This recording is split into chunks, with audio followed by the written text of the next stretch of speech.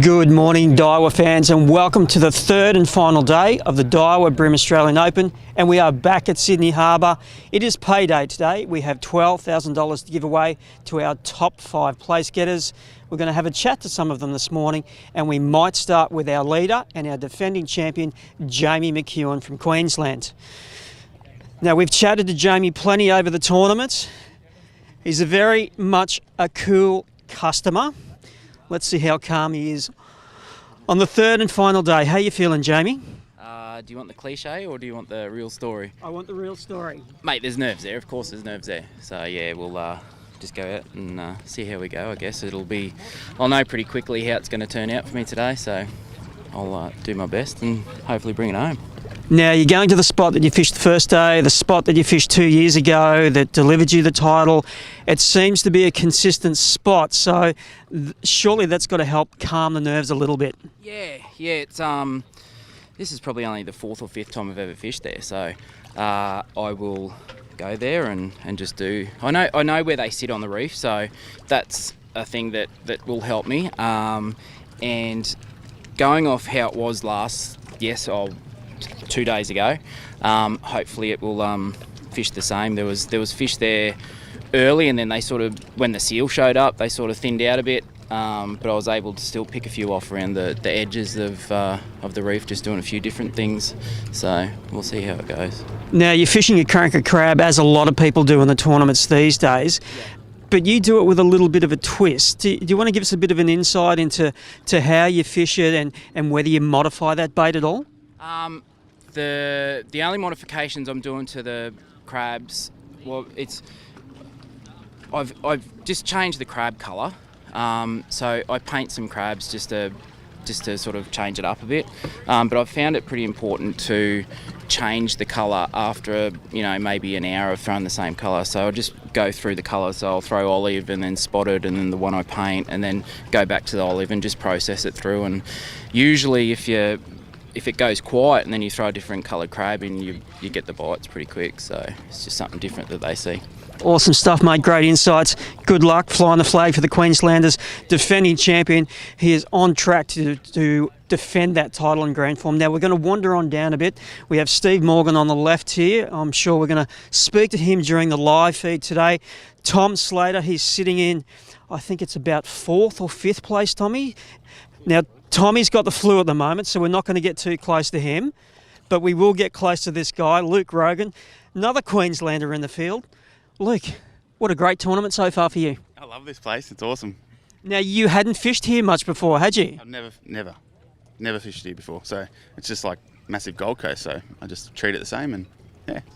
And we were chatting last night when we did the recap, fishing boats. There's lots of them in Sydney Harbour. What's the technique on the boats?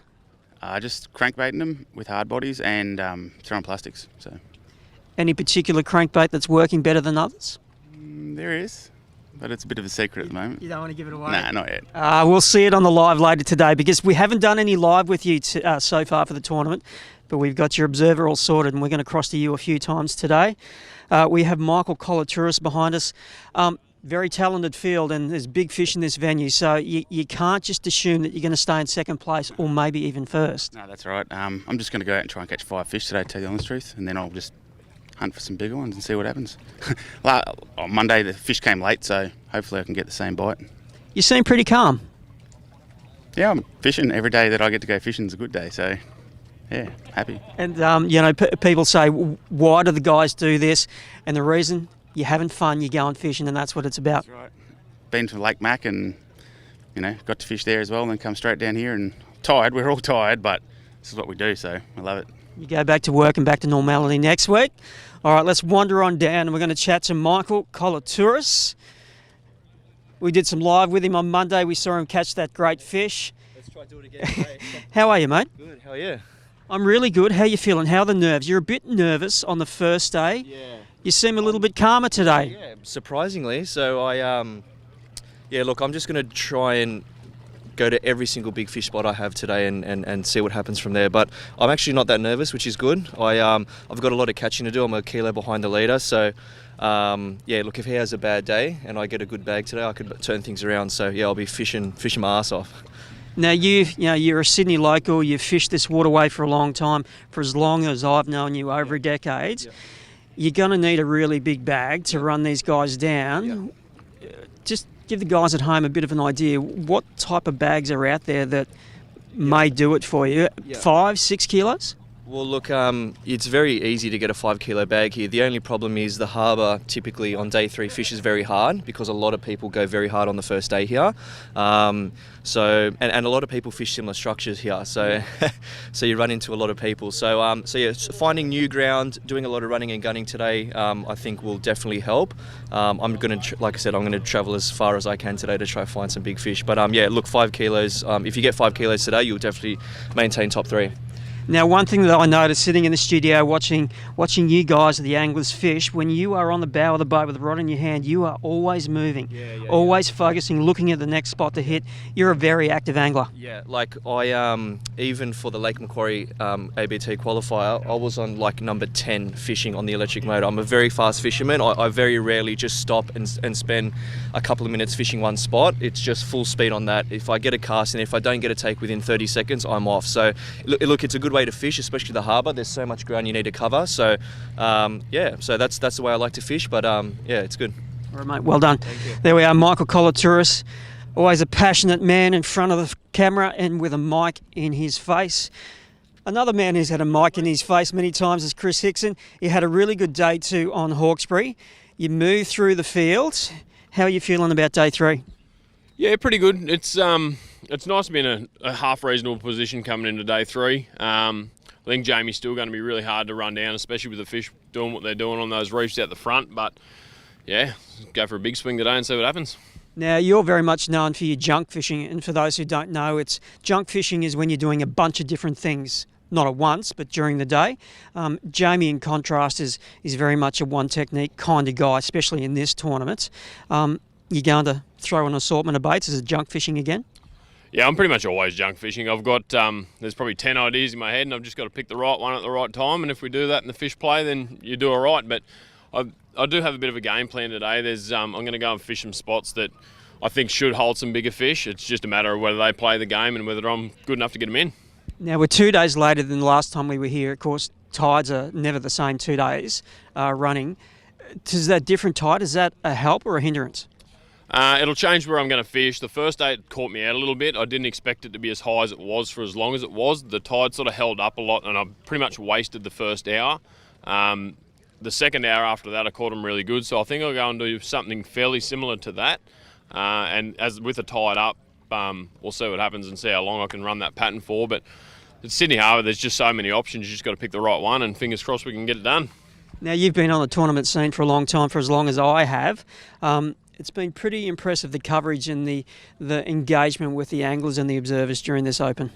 Yeah, it's really cool actually. It's good to be able to show off to a broader audience what we actually do out here. So we've always had reasonable coverage, but to be able to go live and from boat to boat and get as close to that Bassmaster style coverage as we can, it's really good, and I'm glad that we can put on a show for everyone. Yeah, it's always nice to take viewers on the journey and tell the story of what we do. Yeah, definitely, and hopefully it just gets a few more people enthused to come and have a crack too. Well, we didn't get to do any live with you yesterday. Unfortunately, we didn't have signal on Hawkesbury, but I'm sure we're going to have plenty today. So we're going to chat to you a little bit later. We have Brett on the back of the boat doing the shoot for the Pursuit series. So it's going to be an interesting day. Overcast. They're predicting rain, 80 to 90% chance of rain, but it's only 10 to 20 mils. So it's going to be a good day on the harbour. As I said, this is the 3rd day of the Daiwa BREAM Australian Open. It is payday. We have $12,000 to give away and a $5,000 cheque for the winner. Will it be Jamie McEwen? 7 hours on the harbour will determine that.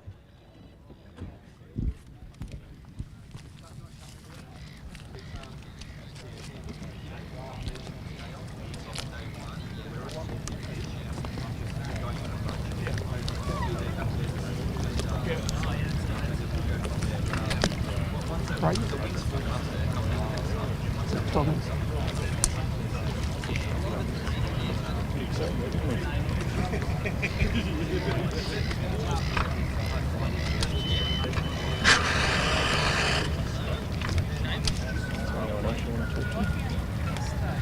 Maybe have a chat to Leo in the first conference door.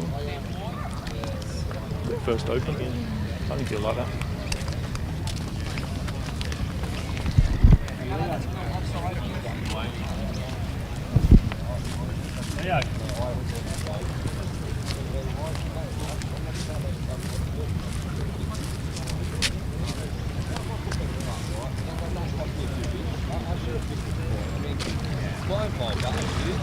First Open.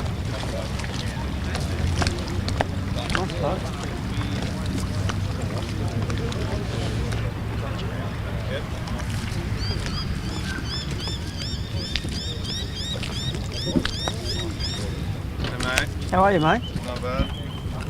Now, folks, of course, it is the Daiwa BREAM Australian Open, and we have with us one of the guys who actually works at Daiwa HQ in Sydney. Leo is fishing his first Open. Leo, how's your experience been, mate? Oh, not too bad, but yesterday could be a little bit better. Yeah, couldn't find the big ones. I mean, I found a big one, but then yeah, made a bad decision in the morning. So, what's the plan for today? What type of structure are you going to fish? I'm just gonna fish what I generally fish, and yeah, I just sort of want to catch my 5, and hopefully the big one's gonna play, and yeah. Well, mate, fingers crossed. You've got plenty of Daiwa goodies on the deck there. I can see some cranker crabs there, some bait junkies over there. So you're all locked in. Good luck, mate. Happy brimming. Hopefully I can catch a few.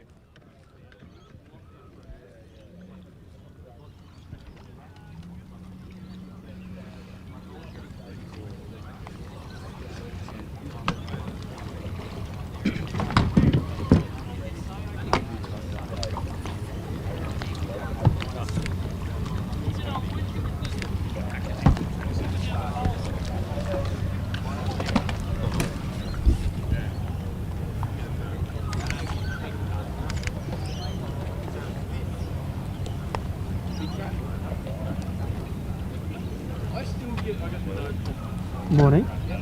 I'm good. You know, just hanging out with the good people.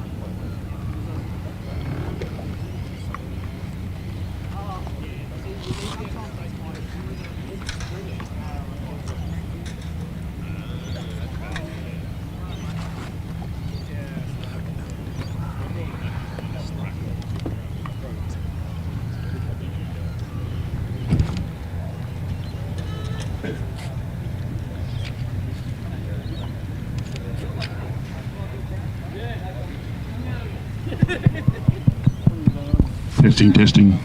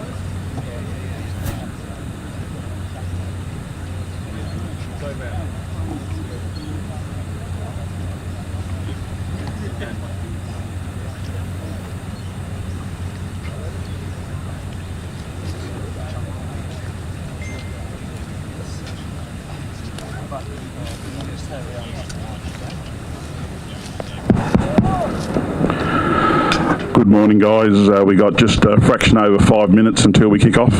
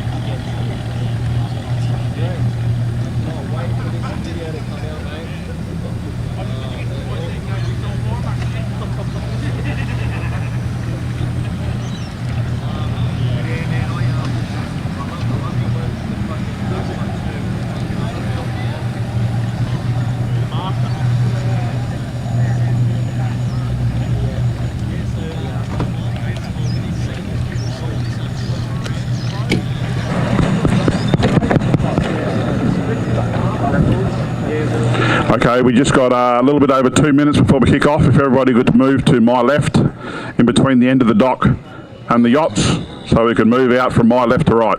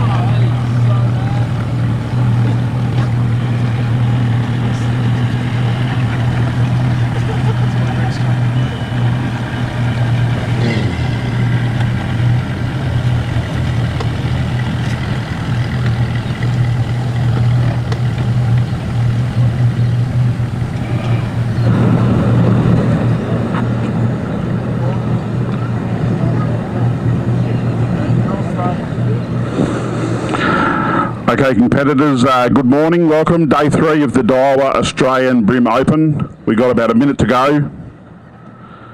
Leading off this morning, we'll have Jamie McEwen at number 1. And as I said, we've got about 40 seconds to go.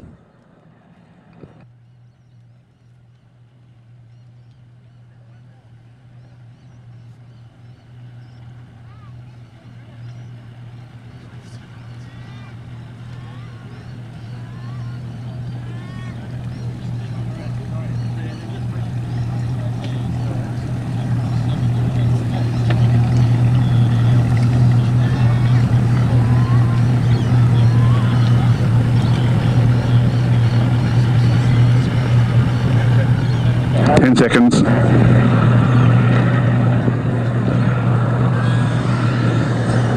Three, two, one, go. Jamie, number 1. Number 2, Luke Rogan. Number 3, Michael Kolatoris.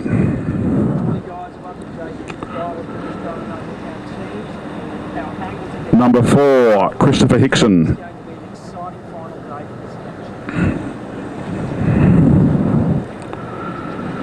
Number 5, Tom Slater.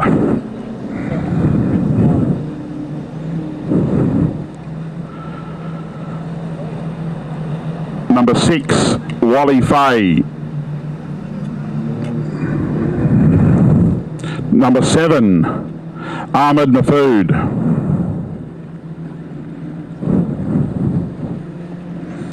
Eight, Jamie Johnson.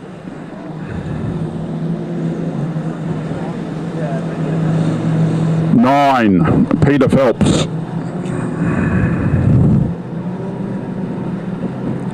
10, Mark Crompton.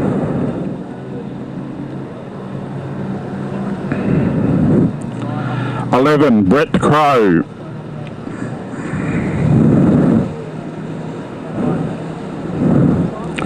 12, Daniel Bonacorso.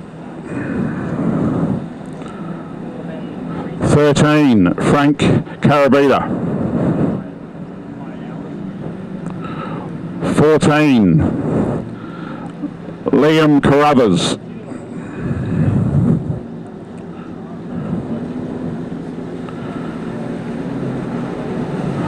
15, Steve Morgan.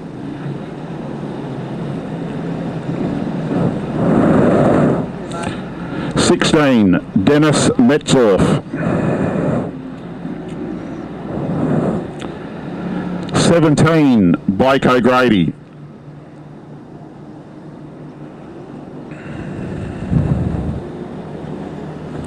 18, Colin Moranti.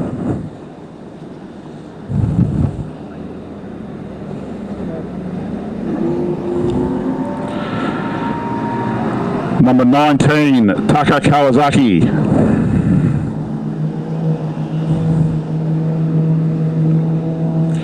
20, Bernard Kong.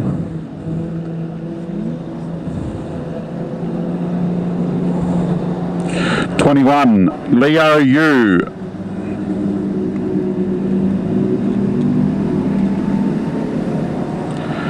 22, Stephen Duff.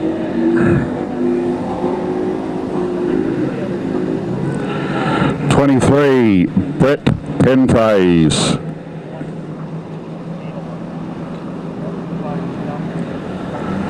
24, Travis Ryan.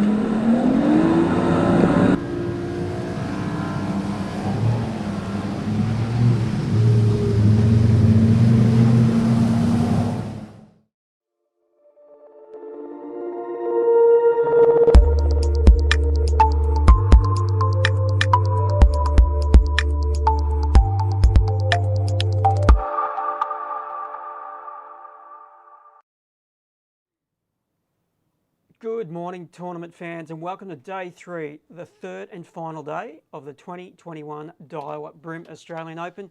We are here at Daiwa and Tournament HQ, and we have live for the final day of this great event. Now, the anglers are out on the water. They got started right on time, 7 o'clock at Drummoyne Sailing Club, and we've had catches coming through on the live app. So it's going to make for an interesting day. You've just finished watching the recap that we did with the anglers this morning. We chatted to the top 4 or 5 to get their insights on what lay ahead for their final day in this great event. Jamie McEwen, will he go back-to-back? Will he make it a wire-to-wire victory here in the Open? We will find out this afternoon. Anglers start at 7, as I mentioned, and they fish through until 2 p.m. this afternoon. Now, the live that we have for you, we're starting now at 10 a.m. It's just a bit after, it's nearly 10:30, and we will roll on through until 1 p.m. this afternoon.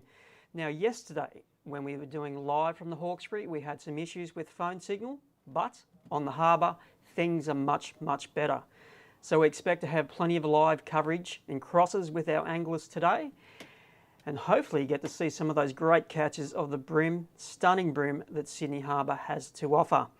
Now, I've been keeping a close watch on the tournament app to keep track of who's doing what so far, and I think we have about 5 or 6 full limits come through already.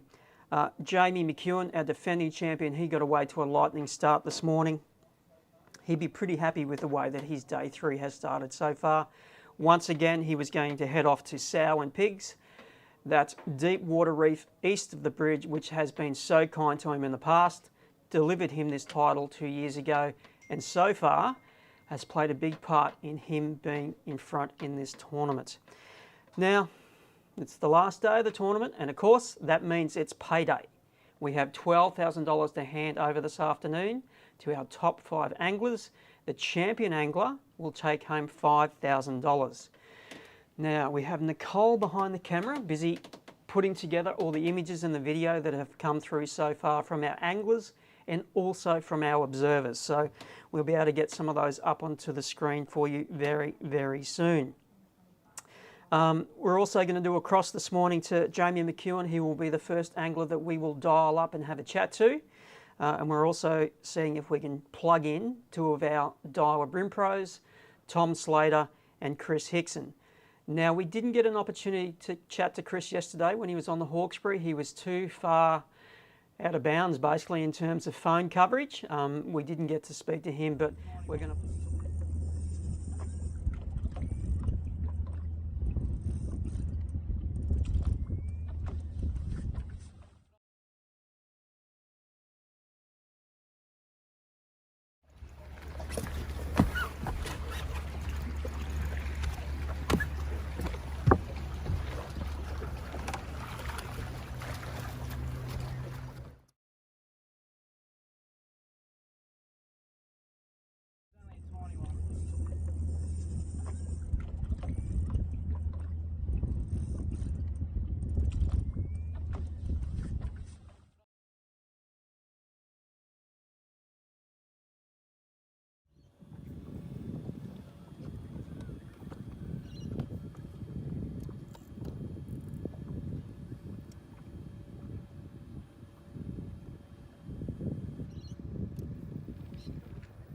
And there was a photo that came through this morning of him with a 2 snapper on 1 lure. So it's been action stations for Jamie this morning out there. So we're going to dial him up soon and have a bit of a chat to him, and he'll give us a bit of an insight into how his day is going.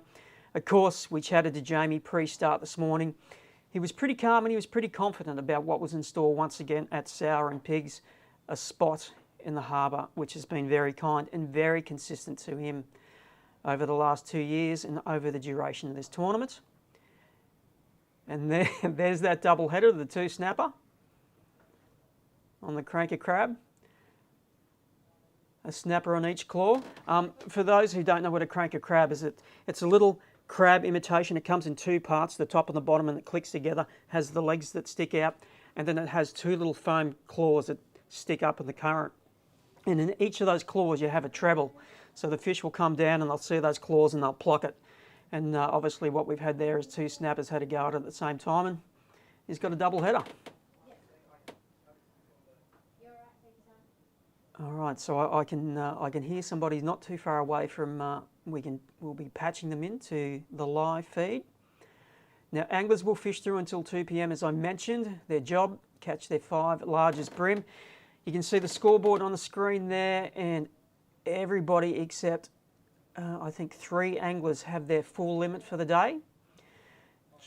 Jamie McEwen is leading, Michael Colatouris is in second, Kris Hickson in third, Mark Crompton has moved up on day 3, is sitting in 4th, and 5th, Daniel Bonacorso. Dan went missing yesterday. He had a limited phone signal and he didn't have a great day in terms of the fish that he logged into the system, so he's moved through with a strong day 3. He's sitting in 5th place. Tom Slater in 6th, 7th is Wally Fay, 8th Peter Phelps, 9th is Mr. Maffood, and 10th is Luke Rogan. And Luke was 2nd this morning when we headed off. We're going to cross to him throughout the morning, see what he's been doing and how he's catching his fish on the harbour.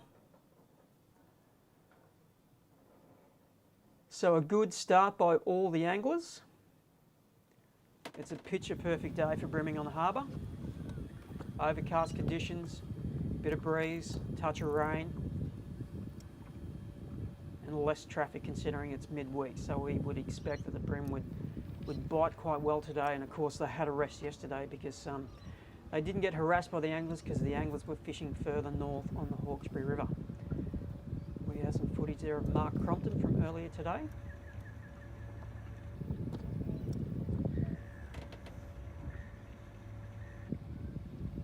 All right, we'll watch Mark for a while and then I think we'll cross to our first angler.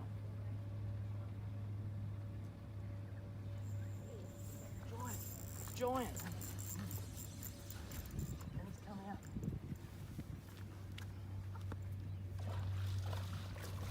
Oh, I've called them all giants. Oh, the hope. The hope.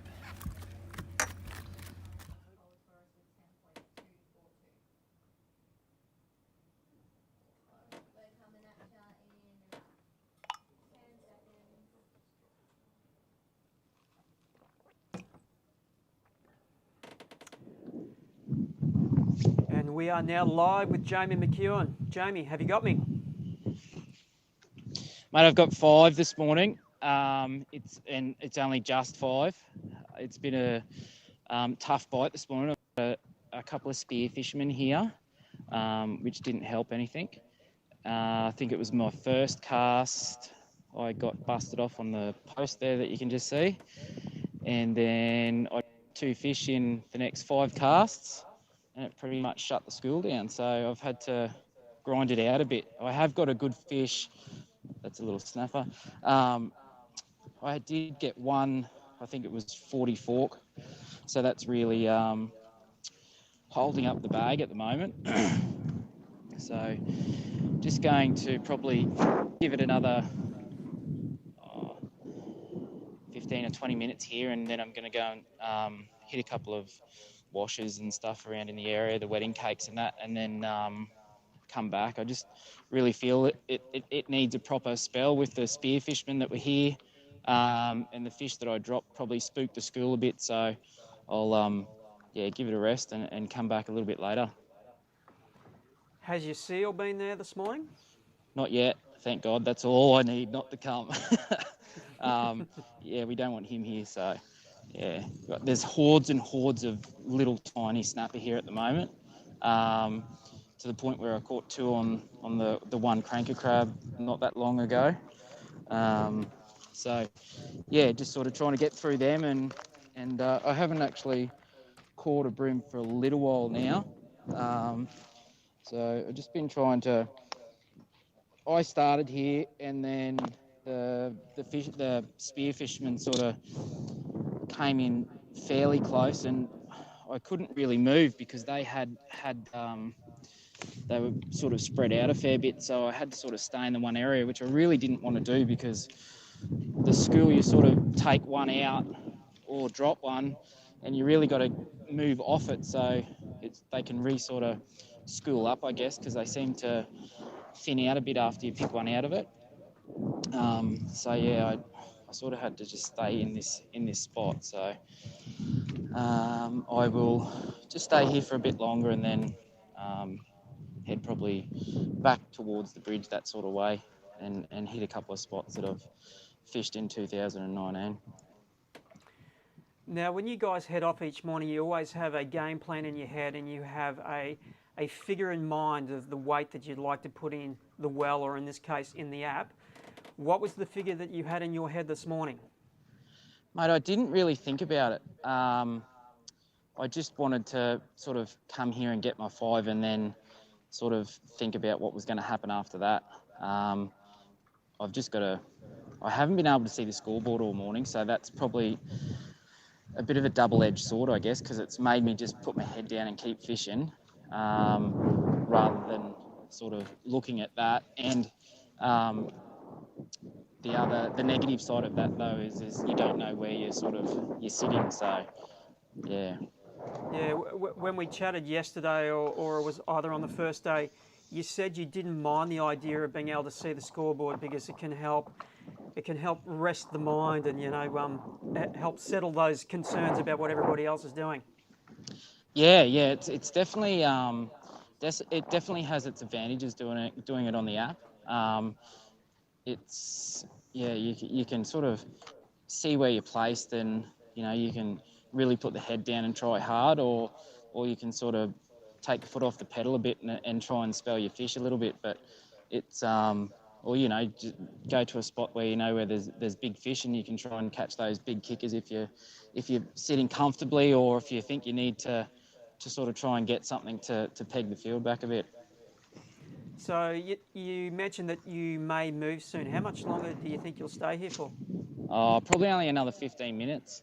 I'll give the spot a spell, and then move out. I can still see fish on the sounder, but they're just not playing the game at the moment, and that could just be because my boat's been in the area a fair bit, and we had 2 spear fishermen in the water. Could be the weather change. Who knows? But yeah, I'm not going to die wondering. I guess I'll go, and I'll definitely come back because I did the same thing in 2019. I went and fished the Spit Bridge, but I know Tom's down there, so I won't go down there. Okay. All right. Well, I might stop talking to you for a minute. We're gonna hang back and watch you do your thing, mate. Yeah, no worries.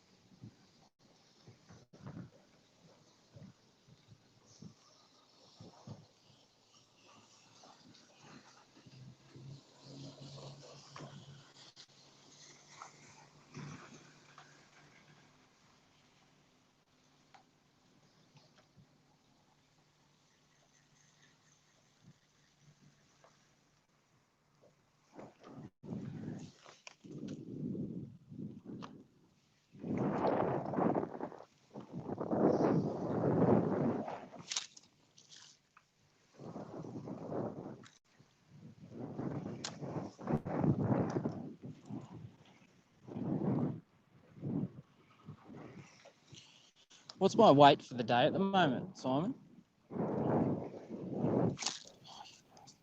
All right, right, mate, just give me a minute. I'll just get the scoreboard to load. It's doing a refresh at the moment.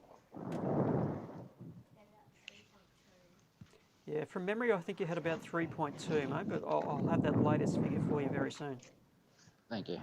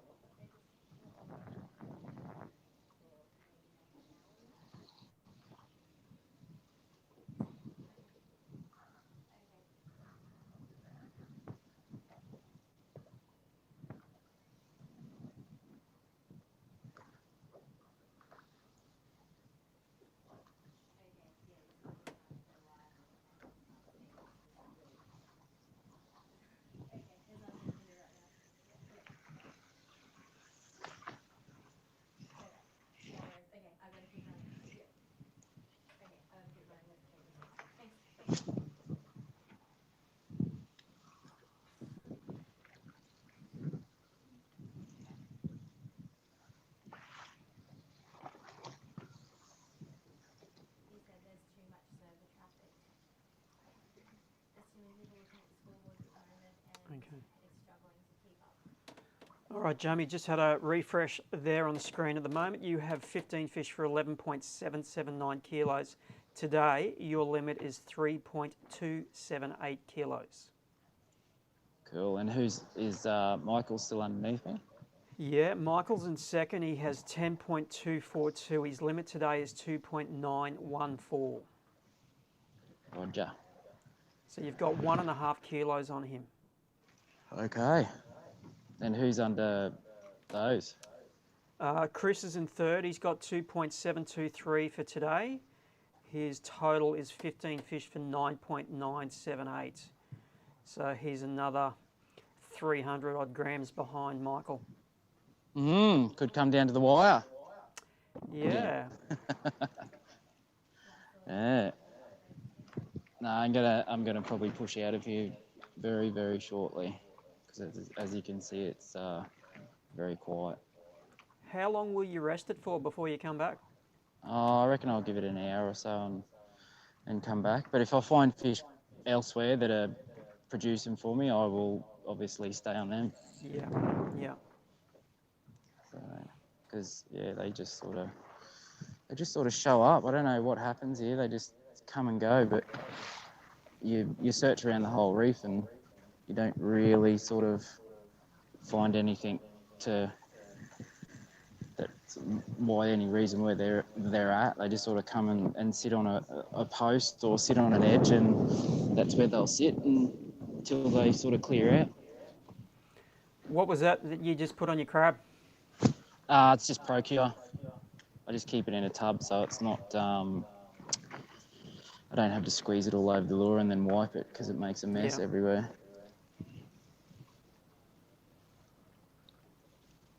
There is a lot of bait here at the moment. There's a massive school of yakkers just over the left, so they've been sort of drifting around most of the morning.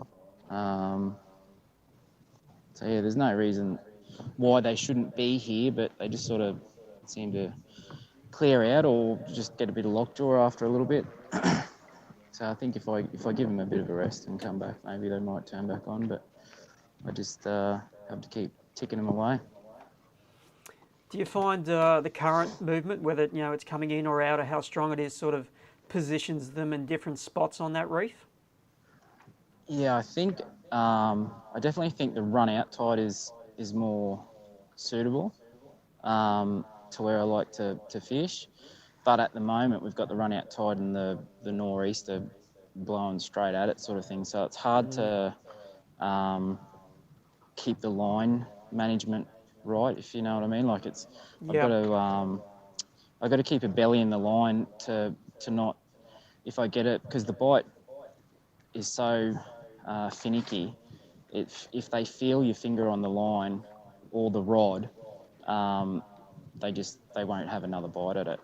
But if you Yeah. have a little belly in your line, you can still just feel the bite, and you just sort of lean into them. But they, at the moment, with the northerly and the tide going one way and the northerly and the other way, the belly in the line sort of a hard thing to manage because it's either too big or too tight onto the crab sort of thing. So Yeah. that's a bit of an issue. Yeah, line management is so important with lure fishing. We were chatting to Morgo about it on Monday when he was fishing stick minnows on 2 pound around the boat holes. It's so very, very crucial to control that line. Yeah, it is the most important thing when I'm fishing with crabs is to know where the lure is and to have that line management. Yesterday was pretty difficult because the bottom I was fishing was so unforgiving. You had to, and the fish were so finicky that you had to have the belly in your line. But if you let too much belly, it'd hook up on the bottom straight away. But then if you had it too tight in your fingers, same story. You get one bite and they don't come back. So It's that fine balance between the two, isn't it? yeah, massive balance. It's just you've just got to have it right on. Otherwise, you're not gonna. You'll either miss fish or you won't feel bites, and that's how you just got to fish the crabs. It's not throw out and keep it tight because they'll feel the pressure of the line and they won't come back and have another go at it. Now, you mentioned yesterday that you had 100 crabs in your boat before Lake Mac, which was last weekend. Yeah. What's the countdown to now? It's getting low. I've got enough to see me out for today, unless something drastically goes wrong. I've got enough to see me out for the day today. Just as well it's not a 4-day tournament. Yeah, that would be interesting. I'm just getting some company now from a couple of recos. Look like they're wanting to come up and put the anchor out there somewhere. So not much I can do about that though.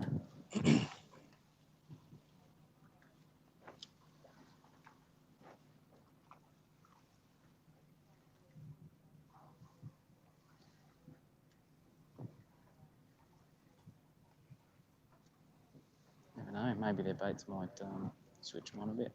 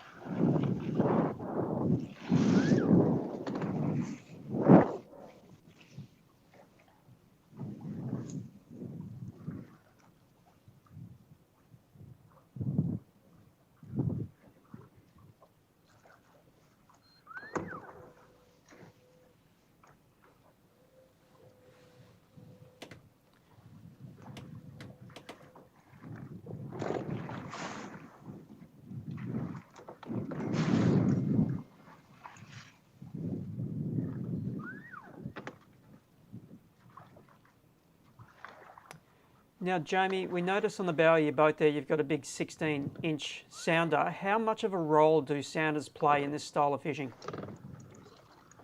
They play a fairly big role when you're looking for the fish. It's I've got the active target on at the moment, and I can still see fish flipping around on the edge of the reef and moving around. And it's become fairly evident over the weekend. Like, I've only had it on for this week pretty much. What the bream look like on the active target. So you can definitely define the bream on the reef, and especially on the bridge at Lake Macquarie. So it's playing a big role at the moment.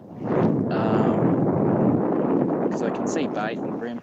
I'll grab the phone and give you a closer look and see if you can see much. I don't know what you can see, if that's come through or not. Might be a bit glary, is it? Yeah, we're getting a bit of glare. Yeah, okay. So at the moment, look, just that picture I'm looking at there, I'm not sure if you can see it very well. It's you can see the reef I'm on top of, and you can see bait fish down lower. And I can see up here, there's a couple of bream up in this corner up off the reef, the bigger fish. So they're the bream, and there was a bream down there just then too, down here. So yeah, you can definitely define where you need to be, but the hard thing is actually just finding the fish that are feeding.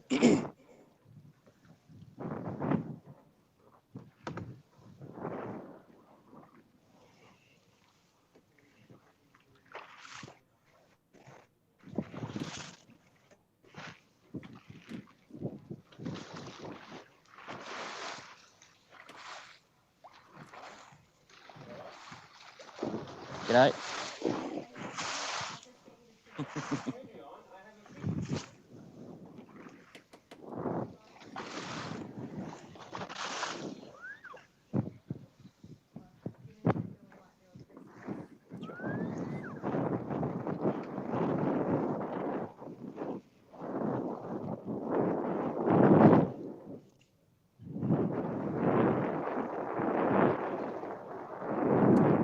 All right, Jamie, we might leave you to it, mate. We're going to come back to you a little bit later. We've got Kris Hickson on the line, so we'll have a chat to him.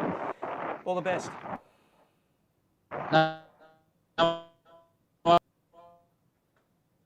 Good timing, losing signal there, and we have with us now Kris Hickson. How are you? How are you? I'm very well. We didn't chat to you yesterday. You were MIA out on the Hawkesbury, but we've got you live and loud now. How's your Thursday morning been? It hasn't been awesome. To be honest, it's been a bit of a grind. I went out the washers first thing to try and catch some big fish, and pretty much caught nothing. I think I got a 32.5 forker, and then spent an hour grinding away there for hardly another bite. Cranked a few points and that I thought might have been good, but it just wasn't happening. So I ran upstream and got a bag. To be honest, I had until about 1 minute ago, I had 2 in there that I'd class as fish from a bag, and then I just got a 32. So a couple of high 30s, and I'd be reasonably happy. So where are you at the moment? Just down at Taronga at the moment. I'm just been jumping around flat out. Like, I'm trying to. It's probably one of the hardest ways you can fish. Fish as many places as fast as you can, but also pick them apart as well as you can while you're there, so you don't miss anything. It's it's a bit of a challenge, but it's been worth it in the last 20 minutes anyway. Yeah, when you're fishing that fast and that many places, you need to make every cast that you put in there count, and you need to hit your mark 9 times out of 10. You're one of those anglers who can do that. Used to be. I'm a little bit rusty at the moment, but it's been pretty good today. So what do you have tied on there at the moment? I'm just trying a crab at the moment, just a cranker crab, hoping for a bit bigger bite, but I've pretty much caught everything. The fish I got this morning, the bigger one was on a rolling crank, Daiwa rolling crank, and then pretty much everything else I've caught's been on a mudblood bait junkie grub. It's just, I don't know, they're just eating it. I pulled the hooks on a really good one just before that last one. I broke a really nice fish off this morning in another spot, and it's just, yeah, they just seem to be eating it really well. Yeah, when we were chatting to you on Monday, you mentioned mudblood and how much you like that colour at the moment. Yeah, it's just a tight line. It's close to what I used to use in a few other baits a fair while back in Sydney Harbour, and they still eat it. So if it ain't broke, don't try and fix it. Exactly. All right, so I may not talk to you for a little while. We might just sit here and watch you do your thing, hey? Yeah, that's fine. I think I actually just got a nibble, but it's probably a leather jacket. It's actually taking every bit of my willpower to not go and bone the 2 packs of squid I've seen in there. If I didn't get half a dozen yesterday, I'd be in there catching them now. You're thinking with your belly, aren't you? Yes. I can actually see a bream on the pylon up here. I might try and catch him in a second.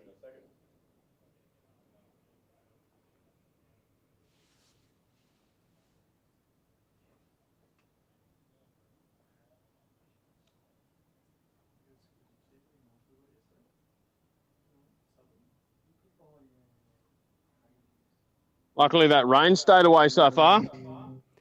Did you get a little bit wet this morning? Little bit, but it wasn't. We were driving over east, and it looked really bad, but it didn't end up too bad at all.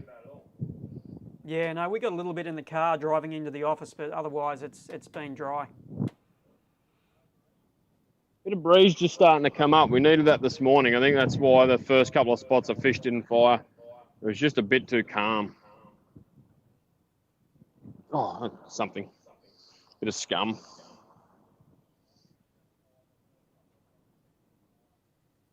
So that's a ferry terminal that you're at the moment? Yeah, just the Taronga ferry terminal. Just a bit of a long shot, to be honest. I haven't caught a lot off it, but I know I've caught a couple of good ones before, so that's pretty much all I'm doing today, is just trying to target places that I have caught bigger fish before. Got the radar on the screen at the moment, and we're pretty clear for Sydney, which is nice. Nothing significant that's going to deliver a lot of rain. I think I think it was meant to be this afternoon was the worst.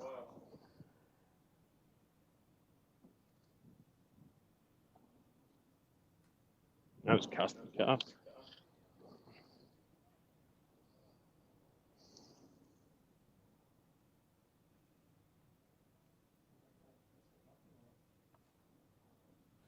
Yeah, the fish definitely haven't been doing what I assumed they would do today with a bit of overcast. I thought they might have pushed up shallower and been keen on the edges, but it was a bit the same as the first day. When you did get bit, there was heaps of little ones. Mm-hmm. And then I went back to where I caught sort of a bag pretty quick on the first day and hardly got a bite. So,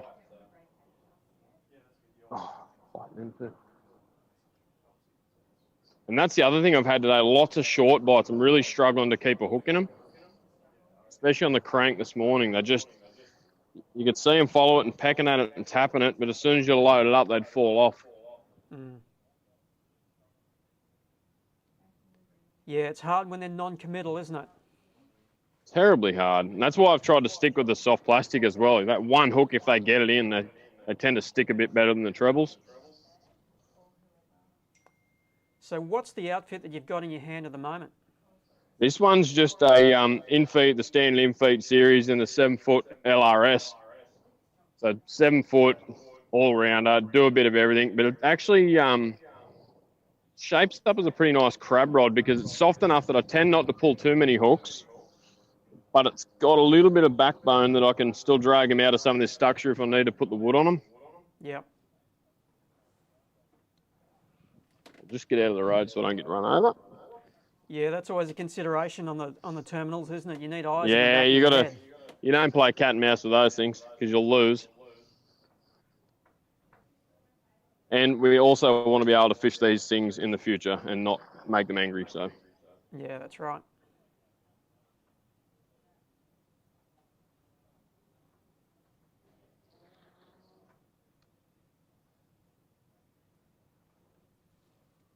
there's actually quite a few fish floating around on these poles out here, but they're all fairly small. What I've seen. That's what we want, a bit of wash happening, something to stir them up. Bit of movement. Is the Yeah, that's been the issue this morning. It's just been too flat and too calm. Yeah. All the places that I was hoping it might have got stirred up, it just, for what I liked, it wasn't anyway. It wasn't even close.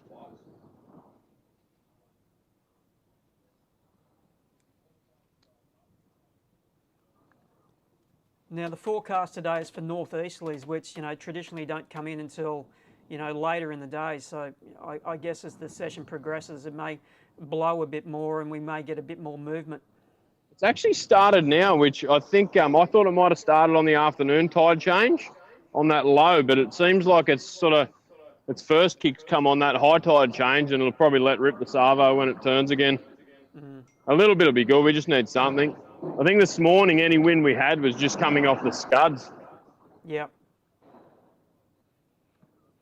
I mean, I won't spend too much longer here because it's one of those things I really haven't had a feel for a lot of these places this morning. A lot of the fish that I go to just to see if I can catch one decent one or one big one, literally haven't seen anything or had a bite. This is probably the first one I've actually got a decent bite off. So I've been bouncing around in my head which is the next port of call, and I've got so many places down here I'd like to fish, but you've only got so much time to do it. And when they're tough and they're not really fanging, you've sort of got to spend time to get the bite too. So Yeah, that's right.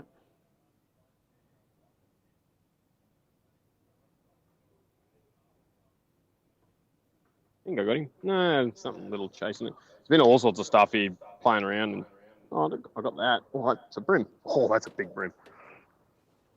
That's a cracker. Oh! See, these are the days I'm having. That was massive. Massive fish. I didn't go really hard on him because he didn't look like he was under the dock. I had him so far out, but clearly not. Anyway, we'll re-crab and start again. Oh, they cost you a lot. You don't get a lot of chances at those. Worst thing was, I reckon there was a pack of those too, because he picked at it in about 15 feet of water, mid-water, and I missed it about 3 times, and he still came back, so I don't think it was just the one fish.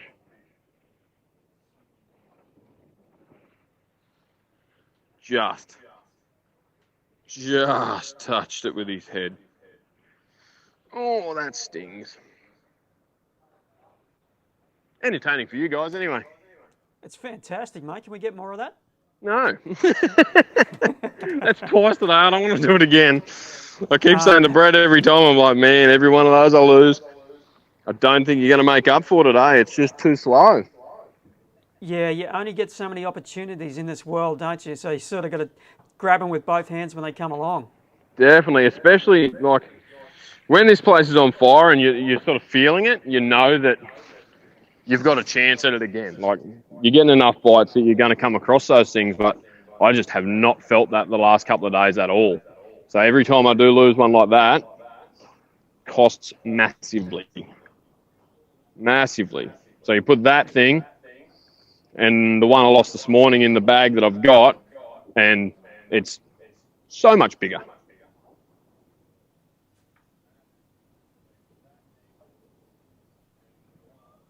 And the problem is then you lose that and it spooks all the rest of it, so you don't get another shot. Mm.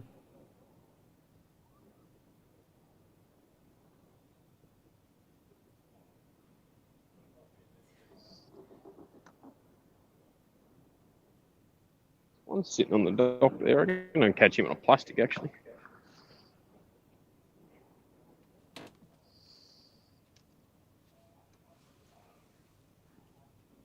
No, I'll hit him on the head.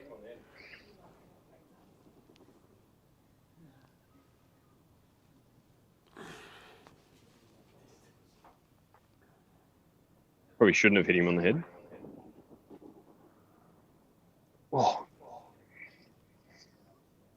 I think I jagged it. Doesn't feel that big. It's angry. Thought it felt funny.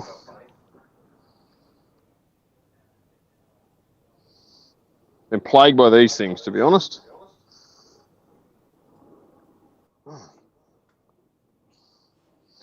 Not good enough.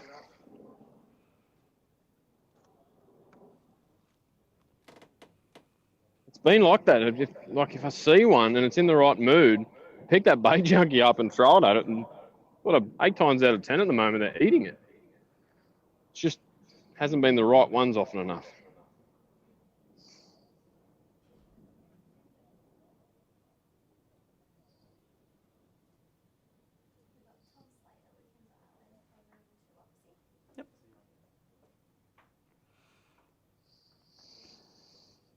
Back to the crap. I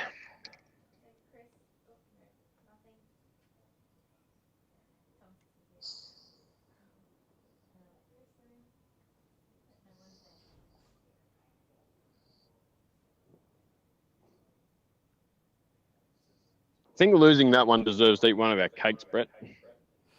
Went to a patisserie last night and loaded up on goodies. Bit of a sugar high. Where was mine at the checkout this morning? Oh, I can save you one. I think there's still one good cannoli left in there. Cannoli. Yeah. It is like that too. It's delicious.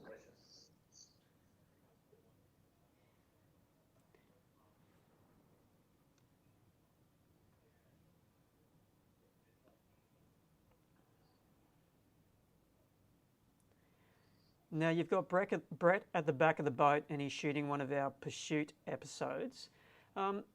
You're a man that spent a lot of time in front of the camera. Do you find it affects your fishing and your thought process at all, having a camera on board? No, not the camera, just Brett. He's really bad luck. We even brought his lucky net for the Hobie Australian Championships that I borrowed off him to try and ward off the voodoo, but until today, it's been all right. I haven't lost, I've lost a couple of fish, but nothing crazy. But today, it's probably 2 that I shouldn't have, and yeah, back to normal. Yeah. Back to the old curse. Nice throwing Brett under the bus there. Good job. Yeah, well, I've got to blame someone, don't I? It's definitely not my ability.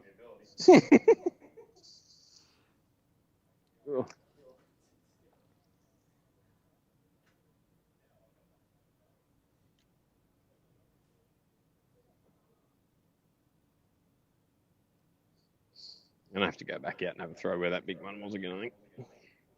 Just in case. Yeah, you can't not have another go. Nah, so often in Sydney Harbour, if there's a big one in an area, there's more than one. Quite often you'll see them come out together.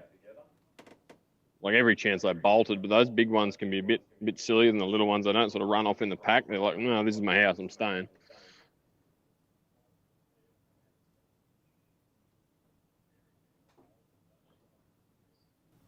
Sitting on that pole too.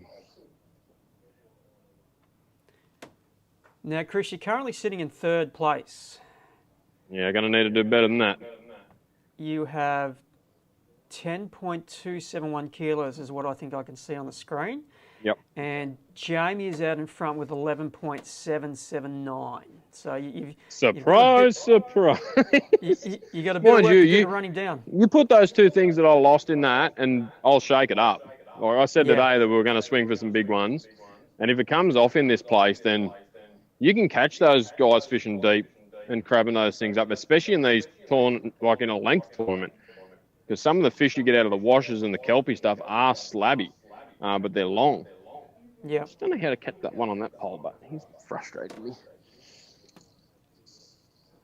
Yeah, so like there's every chance you can do it. It's just a matter of, and I said at the start of the day, if you have the right day, you win. If you don't, no chance. Yep. No chance. And not landing those makes it really, really hard. Like to get another 5 bites like that to make up for it is all but impossible, but still going to have a red hot crack. Right. Just going to go out and throw at that pole again. So I reckon the reason that one actually bit then, because the ferry was here stirring it up. They sort of, a bit like when you got, I haven't got the hydro wave because I buggered the power cable up on it at the moment, but quite often when there's a lot of noise around, they seem to lose their inhibitions a bit. Yeah. Or let their guard down. The sort of the turbulent water from the ferry, or especially if it's rough or something like that, it just not quite as focused on what you're doing as what's going on around them. And they get in that feed mode.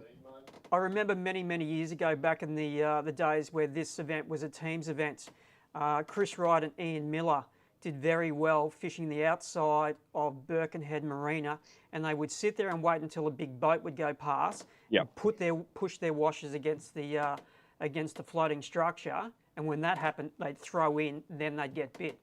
Exactly. Just make it look like it's real, look like something's actually falling off the side of the marina or off a pole. That's it. Especially when you're throwing a creature bait or something like that.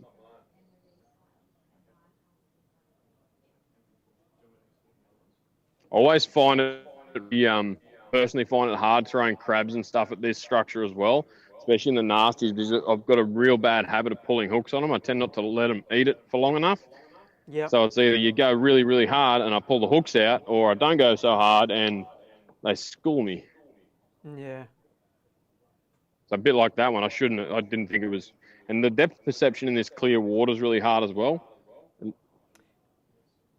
Now, this event has been both a teams event and also a boater event. And the first time that we did it as a boater-only event was 2011, and you actually won that event. So 10 years ago, can you remember that event 10 years ago? I can. Yep, sure can. I could probably tell you 90% of the places I fished in it. So how did you catch them over those 3 days? And it was 3 days on the harbour. Yeah, it was 3 straight on the harbour. I think it was a 80 mil squidgy dusk wriggler, I think it was. And I only had like 2 packets of them. And then I'm pretty sure nearly every fish I caught was on that bait. And I had a little bottle of Mend It. And I was gluing them back together flat out the whole time. Just so I had enough to get me through. I think I fished, big bream just swimming along there. I fished Blackwattle Bay and a few of the bays just outside that. Sort of that centre part of the harbour would be where most of those fish came from. And you came and from memory, close. it wasn't even that, like, they weren't that big of bags back then. That weekend, it actually fished really tough. And I know that I caught just off a set of wharves I hadn't even fished them before. I ended up getting, I think, a 37 or a 38 forker that was the one that sealed the deal. Now, you came close to winning it a second time, but you got bloody Morgo. You got beaten by 10 grams in 2017. Yeah, don't have to remind me. and for the folks who don't know, the scales that were used at that time, the smallest they measured to was 10 grams, so it doesn't get any closer than that. Nope, does not get any closer than that, except for a draw. Yeah, but you can settle that on a count back. Yeah, that's it, yeah.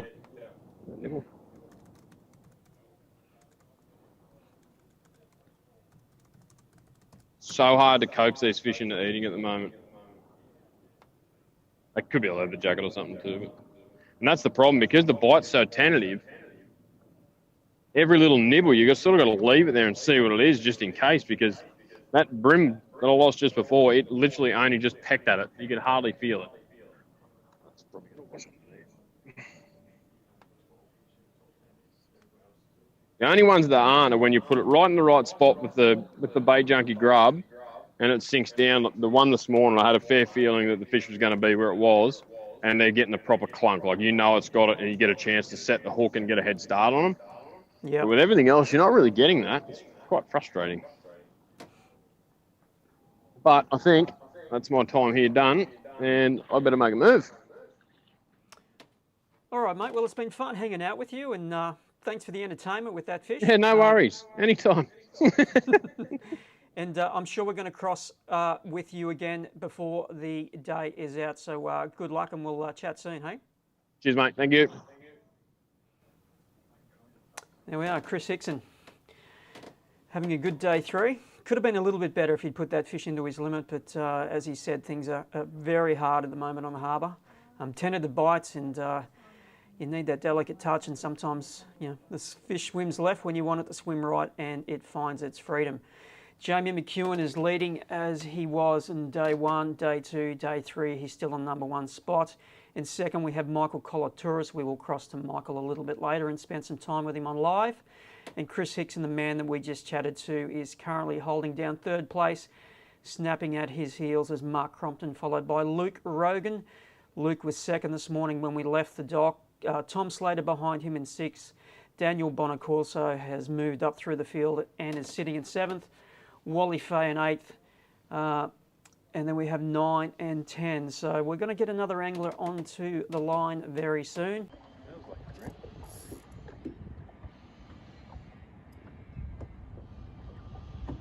And soon we are looking at some of the captures from earlier today.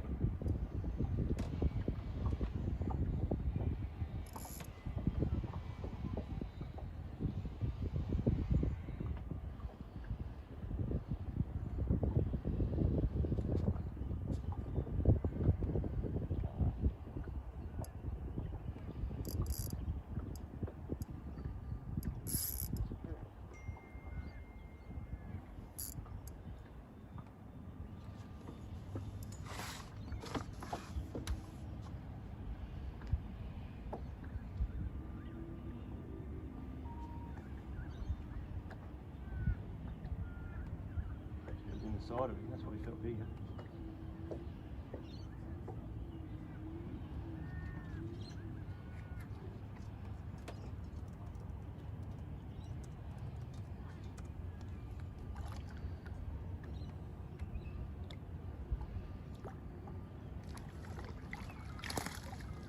Not that big.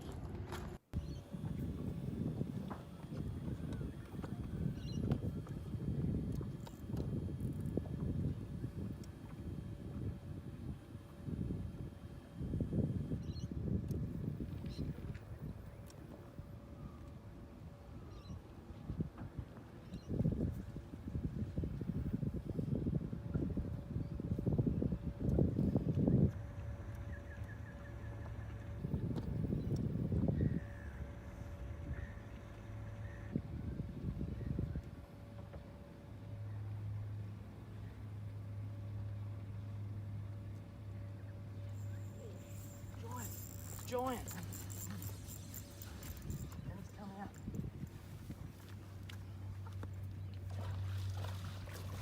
Oh, I've called them all giants.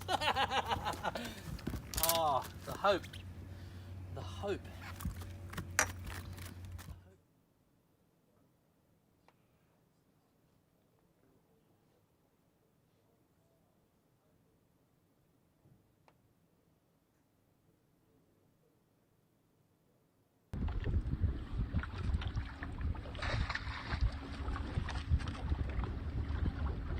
Fish number 4.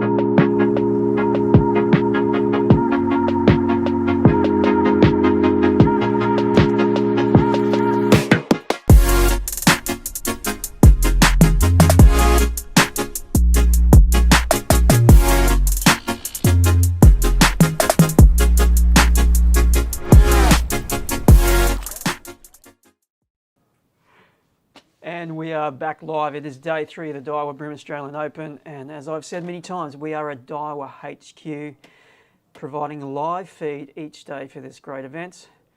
We've chatted to a few anglers out on the water this morning. Jamie McEwen, we spent a bit of time with him at Sow and Pigs, and of course he explained to us that things were a little bit tougher this morning.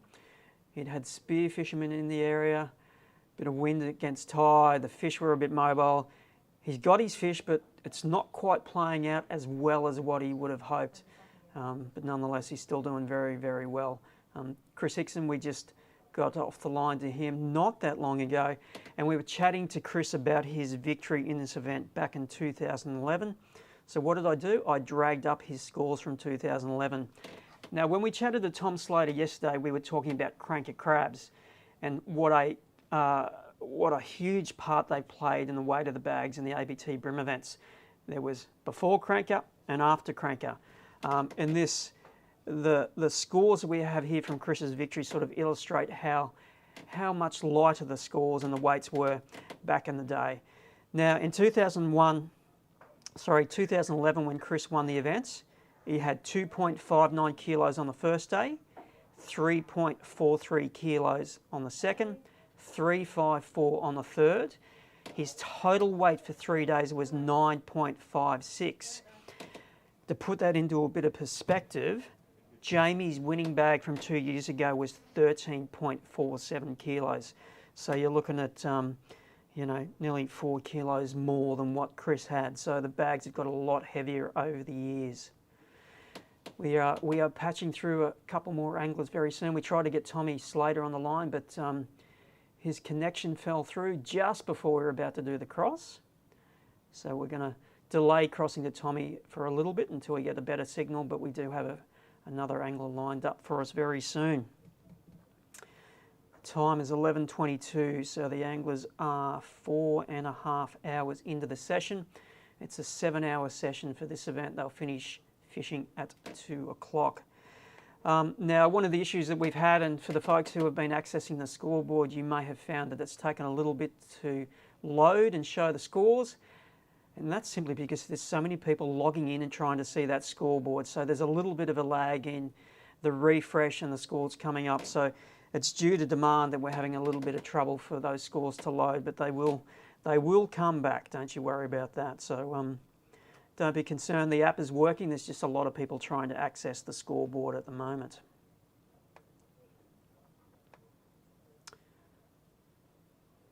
Now there's no rest for the ABT Tournament Trail at the moment. They were in Lake Macquarie last weekend, Sydney Harbour and the Hawkesbury midweek. And next weekend, tomorrow, they jump in that car and they head northwest of here. And they're off to Lake Glenbourne for a round of the Bass Pro Series. See the scoreboard on screen there for the Open. We have Jamie McEwen out in the front with his full limits. Michael Collard-Touris has moved through on day 3. He's sitting in second place. Kris Hickson, the man that we chatted to just before, is holding down third. And Mark Crompton is just behind him in fourth. And Steve Morgan has been a bit of a mover and shaker of late. He has skipped up to 5th place. I also see Tom Slater in the 10 there, along with Luke Rogan, who was sitting in 7th. Luke is from southeast Queensland and he was sitting in 2nd place at the end of day 2. Now we have 4 big BREAM prizes for this event. The longest fish that we've had come through so far belongs to Wally Fay. He caught a 41 centimetre fish yesterday, and he's doing well again today, and he's sitting in the top 10.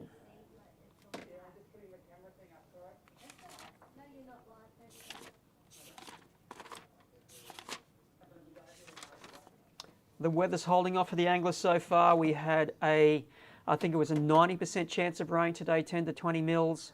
We had a few showers come through this morning just after the takeoff, but the weather gods have been kind so far. It's overcast and it hasn't rained too much on our anglers.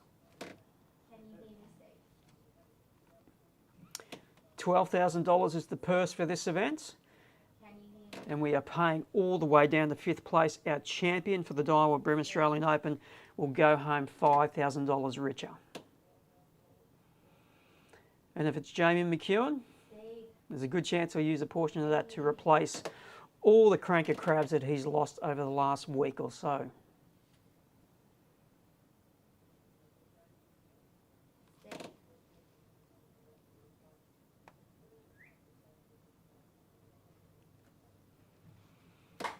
I can hear our production team trying to get the anglers on the line.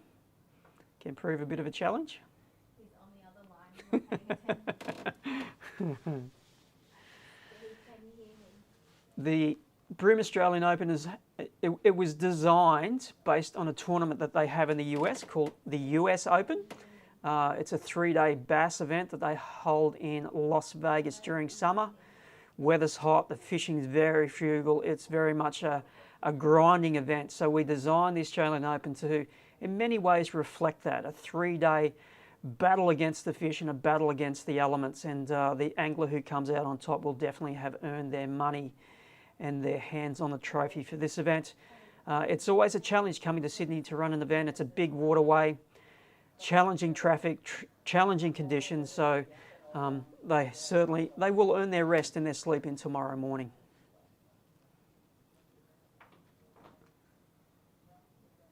We've been running this event since 2004. We took a bit of a break in the late 2000s, and then I think it was a 3-year gap that we had, and then it came back bigger and better. Many thanks to Graham Franklin, who was an avid supporter of the ABT Tournament Trail, and he's like, let's bring the Open back, and he stepped in and sponsored that event. Since then, Daiwa have come on board. They have been a sponsor of this event for many years, both as a boater only and also when it was a teams event in the early days. Can you hear us now? Can you hear me now? We can hear you. Can you hear me? Can you hear me? All right, I'll do a refresh on my screen and see whether I can get some latest stats for you. Now we have 4 big fish prizes. Off the top of my head, 41 centimetres is the biggest, that Wally Fay fish that I mentioned. Then I think we have a 38, which was Brett Penpraise on day 1. And then we had a 37.5, Jamie Johnson. And then we had 2 anglers with a 37, Tom Slater. And the second angler who had the 30, his name evades me at the moment.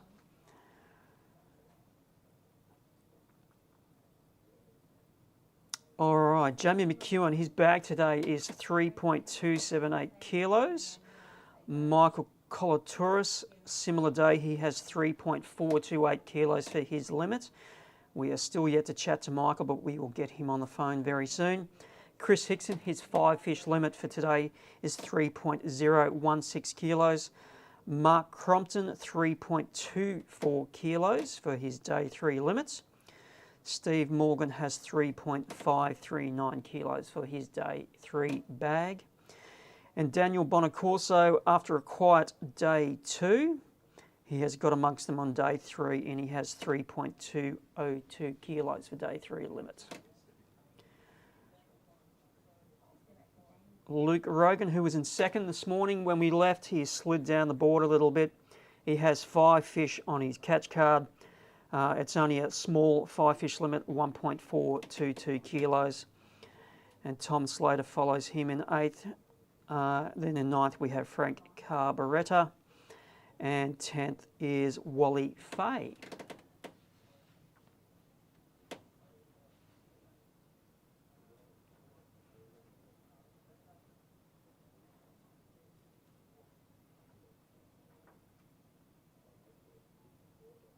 Now the anglers have fished 2 different waterways for this tournament. Day 1 and day 3 are on Sydney Harbour, and day 2 yesterday was further north and we were on the Hawkesbury. Some solid bags came out of the Hawkesbury yesterday, though the Hawkesbury was a little bit frugal when it came to phone signal, and we had some challenges trying to get some of our anglers on the line.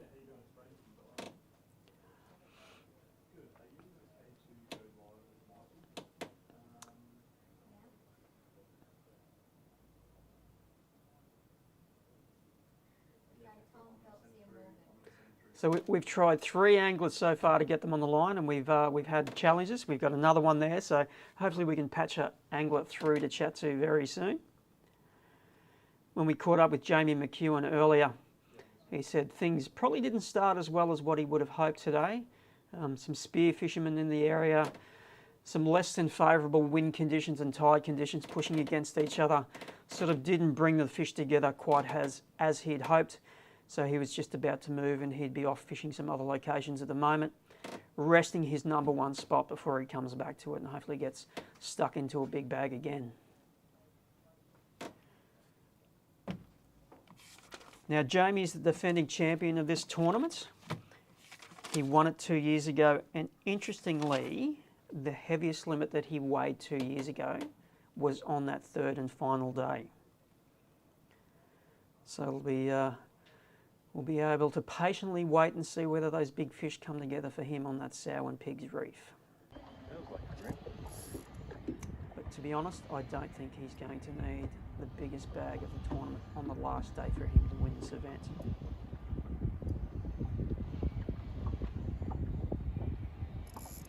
It's very much for his to win, and it's up to the others to find the juice and get those big boats to run him down. We are looking at some of our captures from earlier today.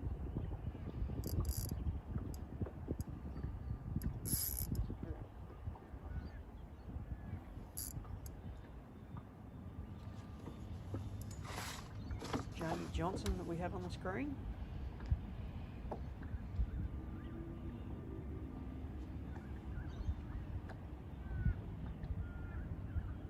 In the side of him, that's what he felt bigger.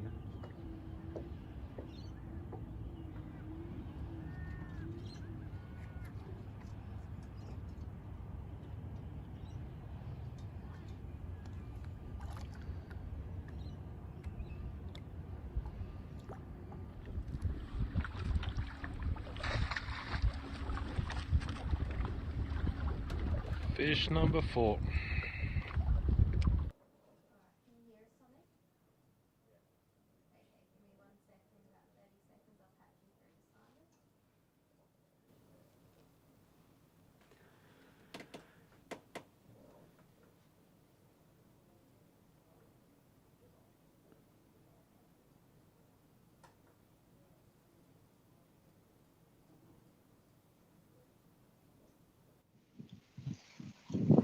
With us now, Tom Slater. Can you hear me, Tom?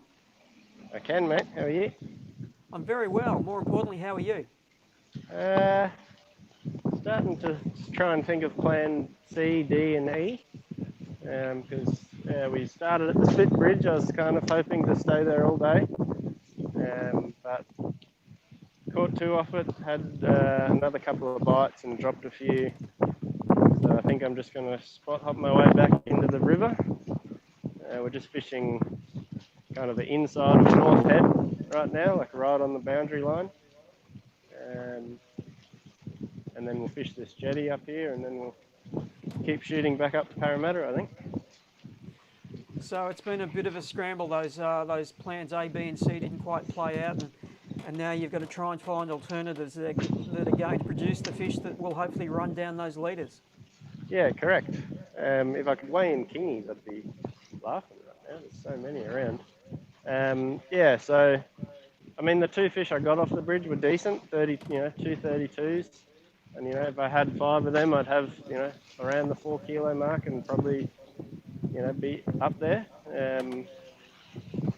But we'll just see how we go. I guess we're gonna go and try and catch some fish in the Parramatta, I guess.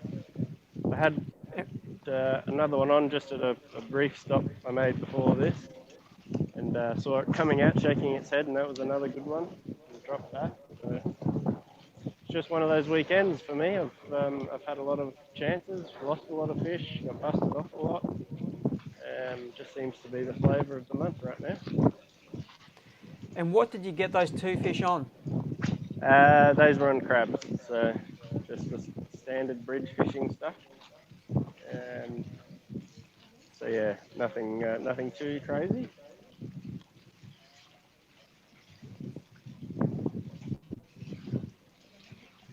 Looks so good in here. Probably the wrong tide for it. But.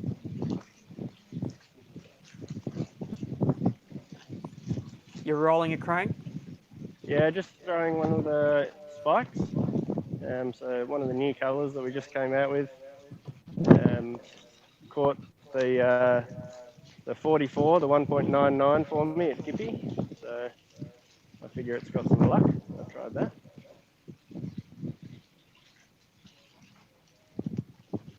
There's some really good kind of cracks and crevices in these rocks here. We're just trying to run the crank down the edge of them, see if there's anything hanging out underneath.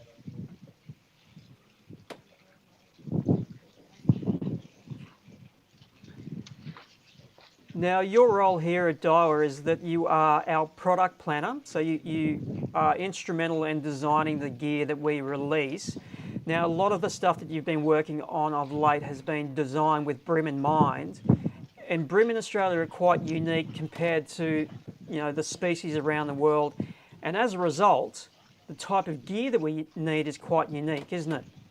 Yeah, it is quite specific. There's not really much, you know, stuff from overseas that you can adapt to bream fishing. It's normally, you know, trout rods or rockfish style rods from the Asian market. But, you know, often they're just not quite right. They've got the wrong handle, or what have I caught here? A garfish.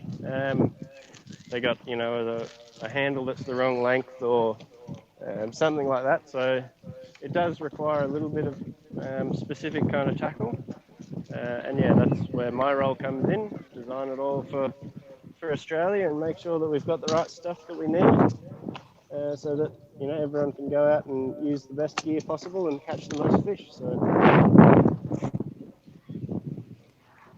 And in the past, when it came to tackle that you would use for tournaments, you'd have to spend a lot of money to get something that would do the job. It's not the case these days, is it? No, you can get some really good, affordable tackle, you know, reels like the Aired LT. I think Phelpsy said to me last night, that Aired LT, which is a $99 reel, it's caught more fish for him this week than anything else. So you don't need the flashiest gear. You know, you don't need $800 rods and reels to fish tournaments. You can get away with $100 rod, $100 reel, and be really competitive. So.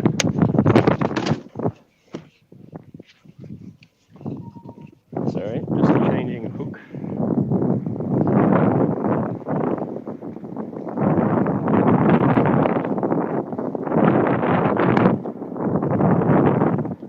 It sounds like that wind's starting to kick in. It is, yeah. It's a little bit rough out the front. So I'd imagine that the guys that fished out the front this morning would have caught a few. Having that wind up on the swell, my guess is that the front would have fished pretty well. But yeah, the wind's definitely picked up in the last hour or so.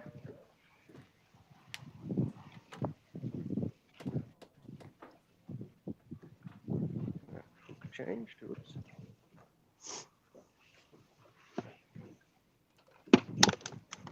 Now, this morning with talking to you about the gear that you had rigged, in many ways you were armed to go out to target big fish today. What specifically was different in your gear setup for targeting those big fish? Yeah, well, I was kind of hoping to, as I said, stay on the bridge pretty much all day, because I know the fish, and you could see fish every time I made a dodgy cast and got stuck on the bridge or something. You'd have to go and get your lure, and there was bream just all over it. So I know the fish are there, but they're just not eating at the moment, whether it's a tide thing. But I rigged up last night. I got my crankbait rod for bass, so it's a 7'3", you know, kind of 12 to 15 pound bait cast rod, but it's quite a soft taper. So I rigged that up with some, I think, 16 pound leader, 20 pound braid, and was ready to throw the big crab around that bridge once I had 5, to try and get a nice upgrade. But just didn't eventuate really. So, but I might pull it out at a couple of stops in the Parramatta. There's some nasty docks and wharves that I got busted off on the first day that we might go and try later on.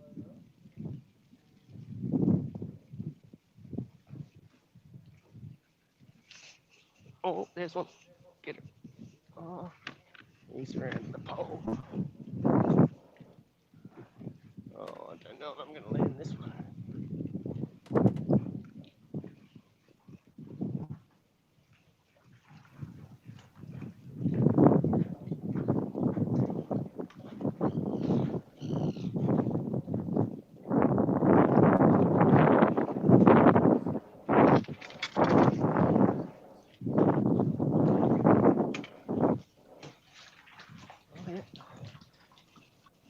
good. Not massive. I'll take it right now because it's number 3. On the side. It's pretty close to being disastrous.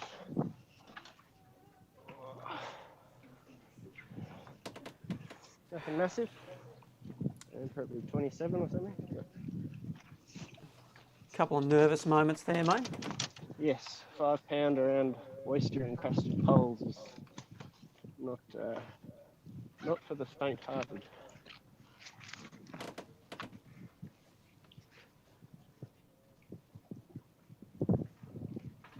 $25, $257 or $256 or something. I'll take it. That'll be fish number 3. And what will it be? Your phone.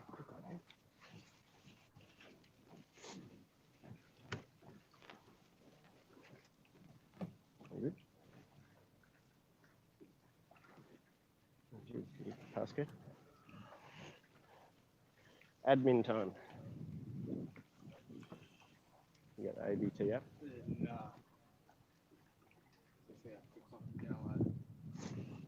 I might come back to you in 5 minutes, Simon.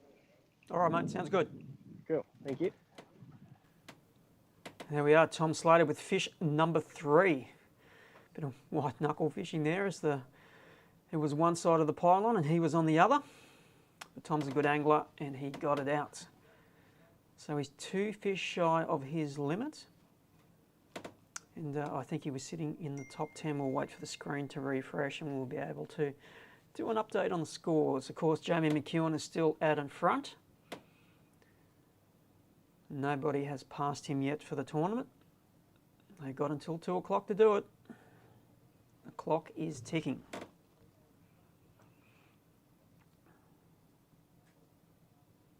All right, just looking at some of the most recent fish catches. Dennis Metzdorf, Leo Yu, Travis Ryan, Michael Colatouris, Tucker, Jamie Johnson, Daniel Bonacorso, Peter Phelps, Luke Rogan, and Tucker again. They've all lodged fish within the last 15 minutes. We are looking at some catches from earlier today. So BREAM.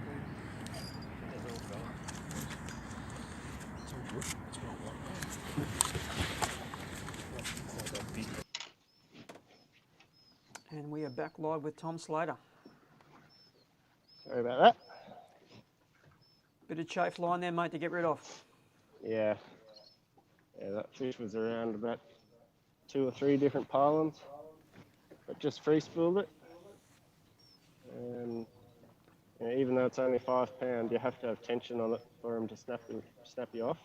Correct. But if it managed to jam in an oyster or something, I'd be unlucky. But more often than not, if you free spool, take your time, you can get them out.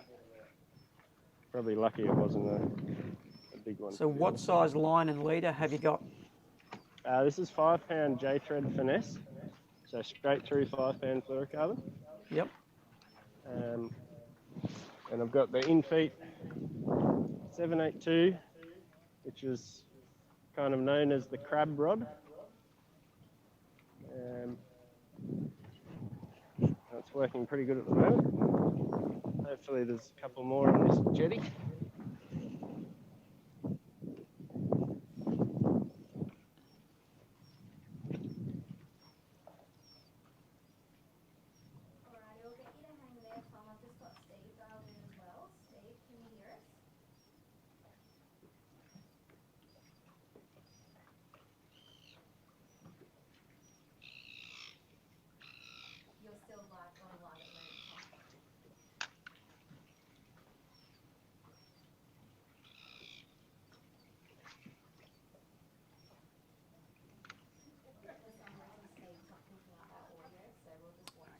All right. You can try again now if you like. I can hear Steve. Hello, Steve.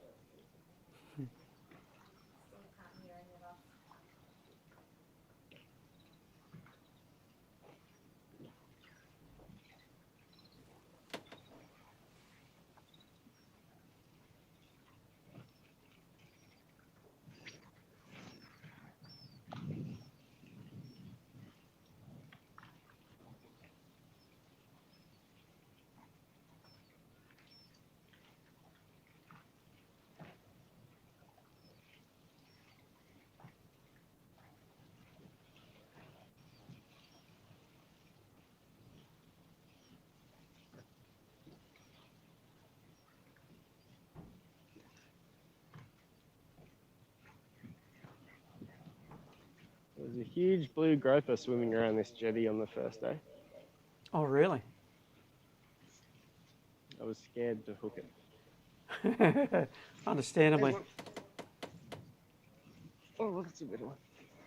Oh, no. Ah! Oh, I had him out and he got back in. That was a better one. I'm ready to go.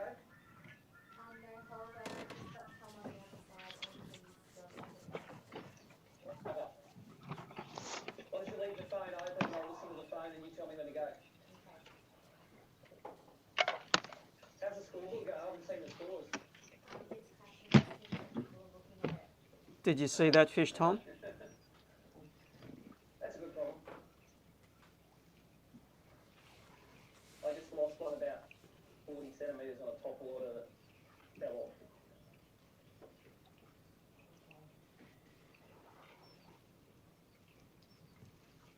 Did you see that fish, Tom? Yeah, it's probably a 33 or something like that. I had him out, he came around the pole, kind of turned around and went back in and just nicked the edge of it. I was about to free spool it, thinking I might get him out, but that pretty much sums up my week. Simon, my phone, it's your phone that's on.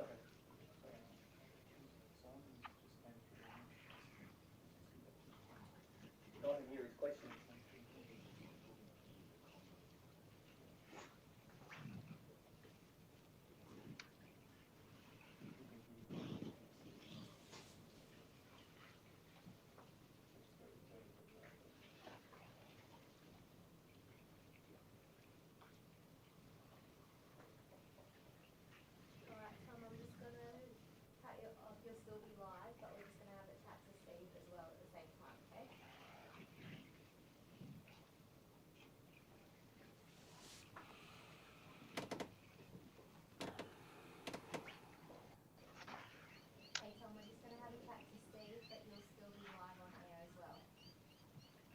No problem.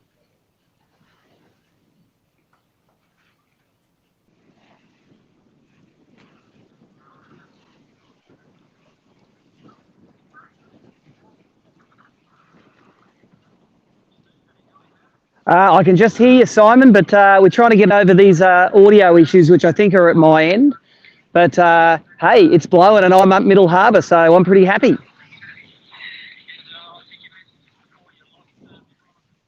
Oh, man, I caught 133 fork just before on the other side. I came across to a pontoon and I twitched this little bent minnow down beside it, and a couple of little fellas came out and had a look at it, and then they all split, and one with the big blue nose came up and it just belted it.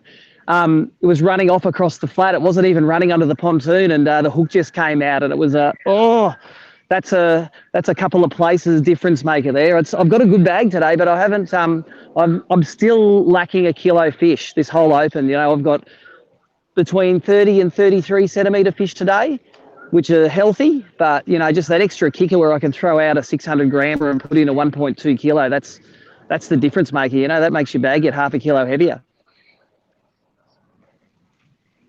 So it was an interesting start. It was very still this morning and a bit of rain, and no, they wouldn't come up to bents, but I did have a really good bite on aquas. So I'd fish the aqua just like I'd fish the bent. They'd come up and look at the bent, not eat it. So I'd put the aqua on, skip it across the top, and then I'd just drop it down in the spot where you think the fish are, and bang, they got on. And then around 10 o'clock again this morning, they really started to, there's a good one behind mine. They started to come, and then when the tides come off the oysters, I've just gone back to the bent now. I'm just sort of trying to bring them up off that slightly deeper water. You know, at the end of the day, it doesn't matter if it's the open or not. If I'm fishing top water and I can see the fish and it's exciting, this is grouse. I don't want it ever to end. I just want to do this all day till the sun goes down. That's a Steve Morgan I know.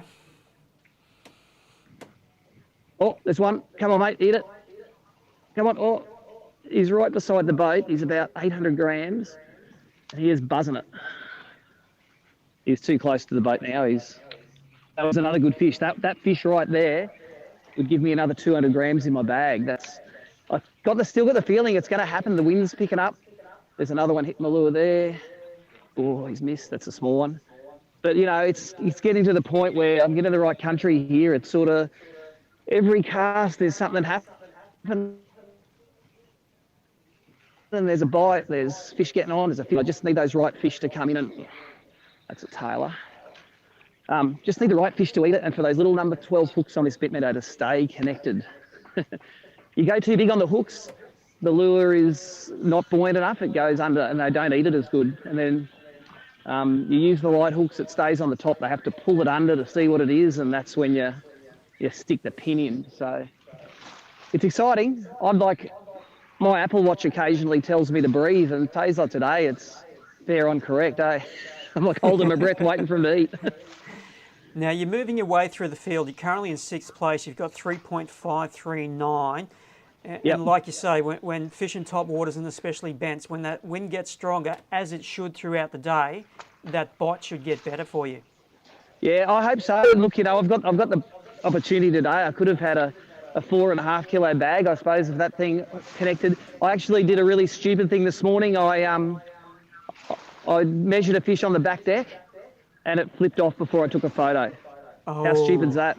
It was a 30 centimetre fish. I think it's probably out of my bag now, but at the time I was dead set furious at myself because I tell everyone, do it in the cockpit, and I'm just doing it on the back deck. It was a fish that I'd hooked on a yakka. I basically skipped it in. It lay there for a bit like it's fought out, and then I went to do it. It wrenched out of my hands. It bounced over that back deck. It ended up in the motor well. I went to grab it, spiked me in the hand, jumped into the jack plate, and I'm trying to hook it out of the jack plate.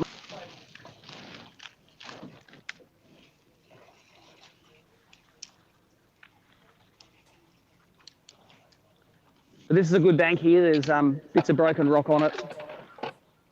It's I'm just expecting it to come through. The year I won the Open, I caught a kilo fish on this. I'm not exactly sure what part of this bank, but definitely on this bank somewhere.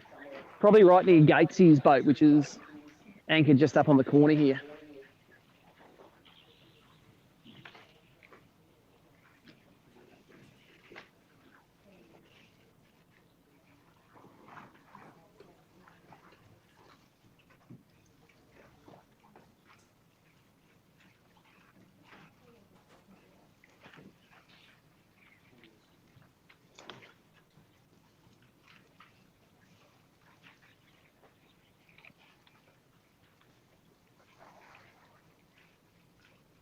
So, Steve, is that water dropping very fast?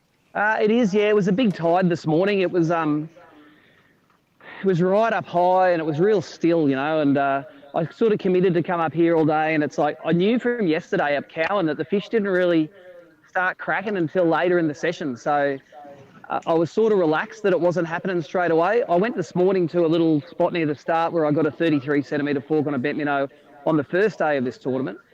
That didn't pan out. I crankbaited the washers and I got my first few fish. I got a couple of, you know, real small ones. And then I decided to come in here. I was going to fish the Spit Bridge, but I saw Tommy Slater was parked on that. He was like a tick on a dog there. So I'm just like, okay, I'll leave Tommy alone. And I went up to the Roseville Bridge right up the top with the intent of working my way all the way down through Middle Harbour. So, and that's with the wind. It's blowing a northerly wind today.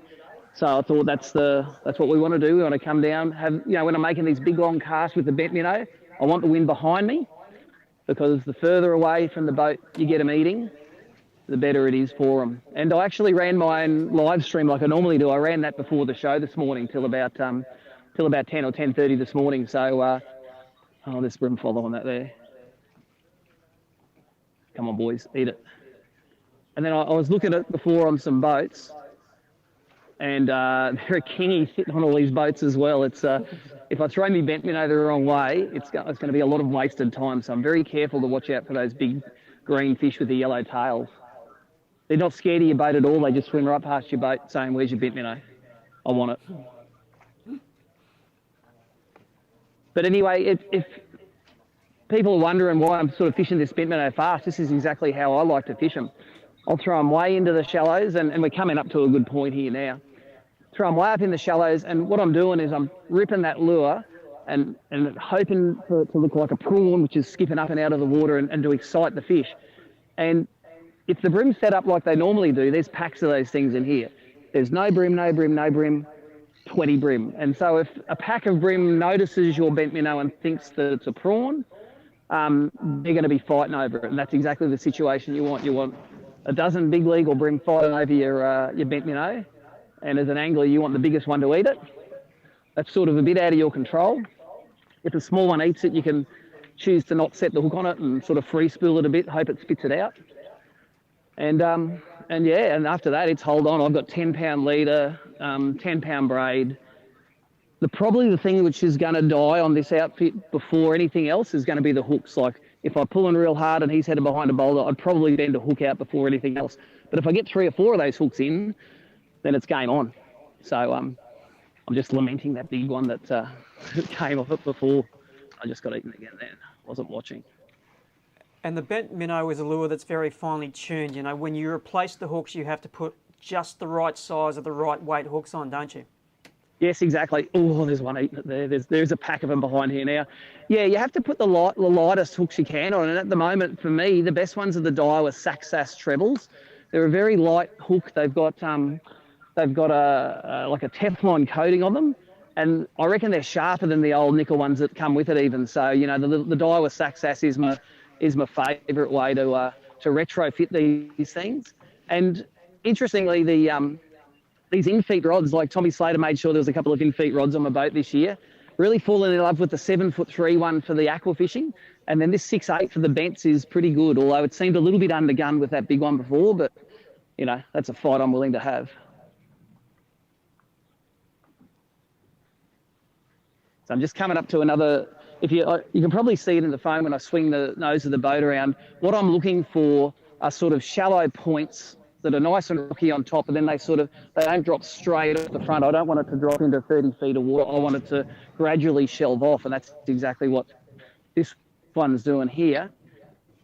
Those fish, if it doesn't drop straight off, they'll slide back and they'll slide back and they'll, there's one, that's a decent fish. It's getting smaller as it's coming in though. My standards are going up. I'd be killing for this morning, but right now, it might make a difference.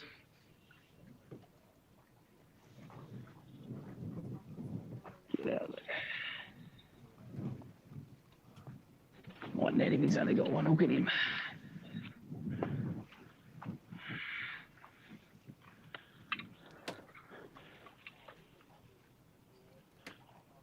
There you go. That's how you bent minnow them up. And there's another 30 centimetre class fish there. I'll bring him in and show you. Yeah, he probably will help my bag, that one.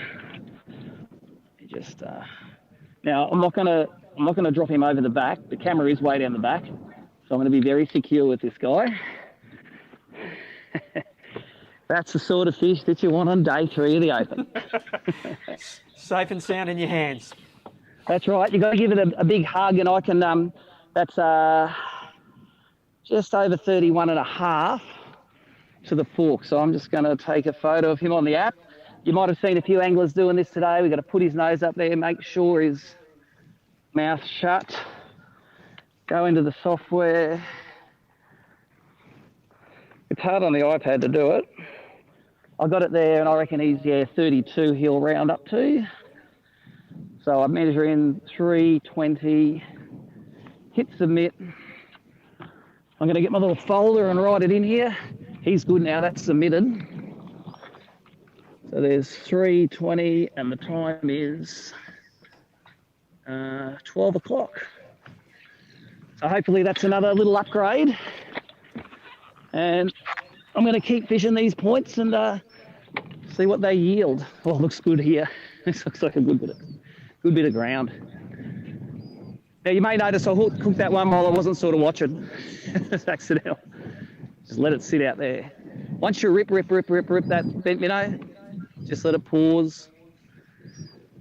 See what happens. See what climbs on it, as Wayne Freeby would say.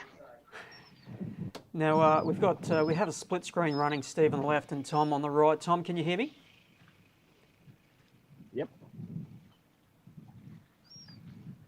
Earth to Tom. Yeah. Yeah, I got you, son. How are you, mate? You got me? Not Yep. too bad. How did that jetty go? Did you get any more out of it? No, I missed a couple. I'm just probably about to move, actually. And start shooting back into the Parramatta.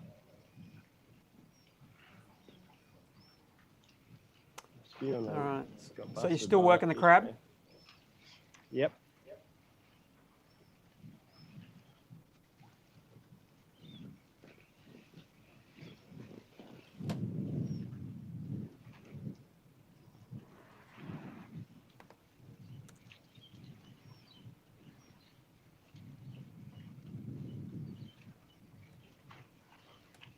Just better fix those.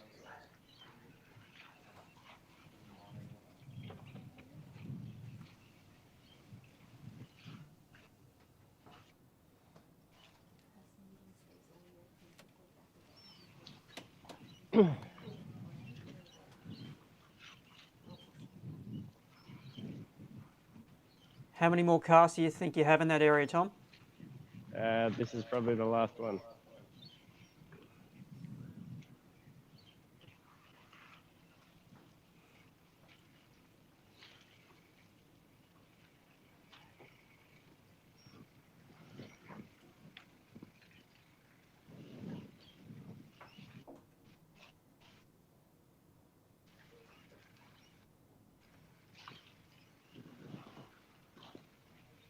Going to be us in this spot.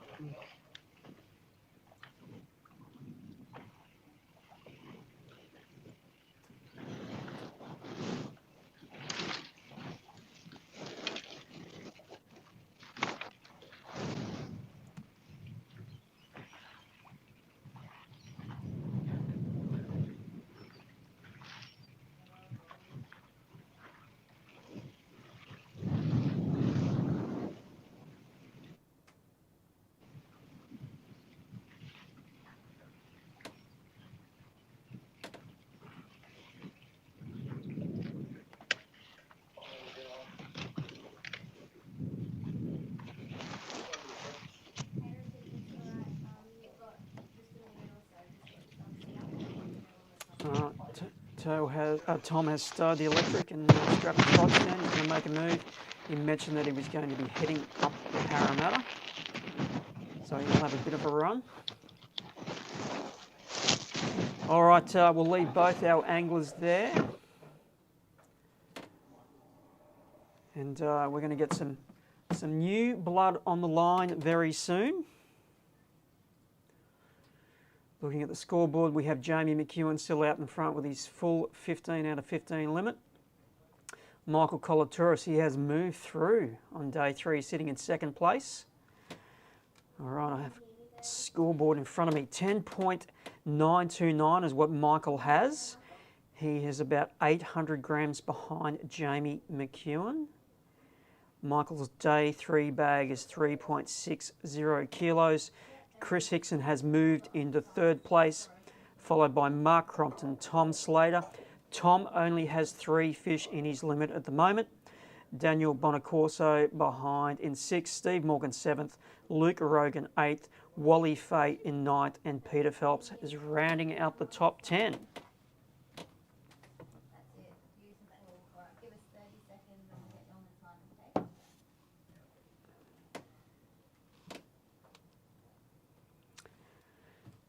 For the folks watching the stream, you'll notice the scoreboard may be lagging a little bit and not loading as quickly as what we would like. And that's because there is just so many people trying to access that scoreboard at the moment. It's under fairly heavy load, so it can take a little while to come up.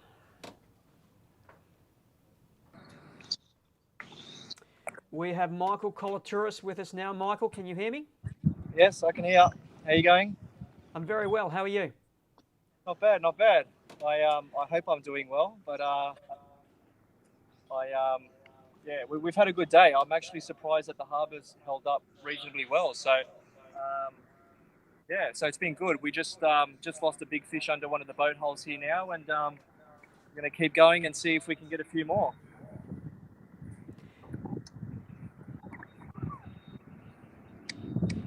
know where you're currently placed?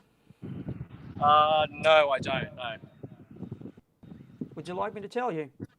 Yep, that'd be good. Oh, You are actually, sitting in- yeah, why not? Let's hear it. That put me out of my misery. You're sitting in second place at the moment, mate. Oh, okay. Yeah. Oh, nice. Good place to be. Once the Do I scoreboard need many loads, upgrades?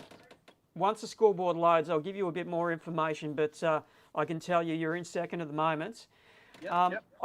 I think having yesterday off from the harbour gave it a chance to catch its breath and have a bit of a rest before you guys got stuck in again today.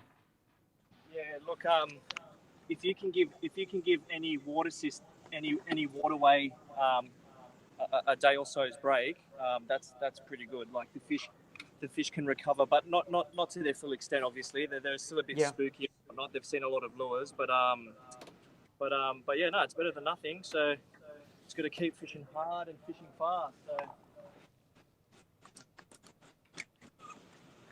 see if we can try and get a few more big fish at the end of the day. So you executed your plan exactly how you said this morning you do it, moving, covering water, hitting as much different cover as you can?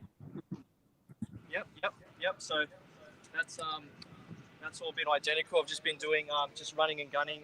Thankfully, I made a good decision at my first spot, and I don't have anything under 30 fork now in the well, which is where I really want to be. The only thing is, which I'm lacking, I just don't have a kilo fish yet. If I can get a kilo fish, I think that will be pretty good for me. But I've got really good average size fish between 31 fork and 34 fork. So yeah, just got to keep going. All right, so I might not talk for a while, and we'll just sit back here and we'll watch you do your thing. Yeah, too easy.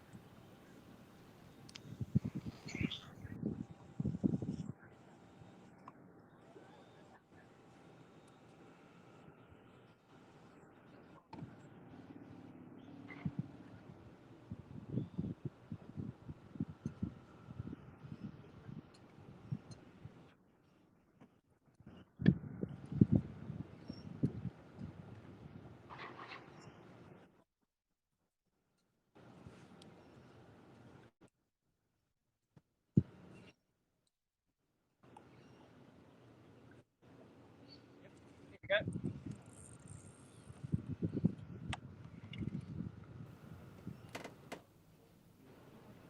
All right, Michael's hooked up. Poles it in. Only a small fish, it's not going to help, but anyway. No upgrade.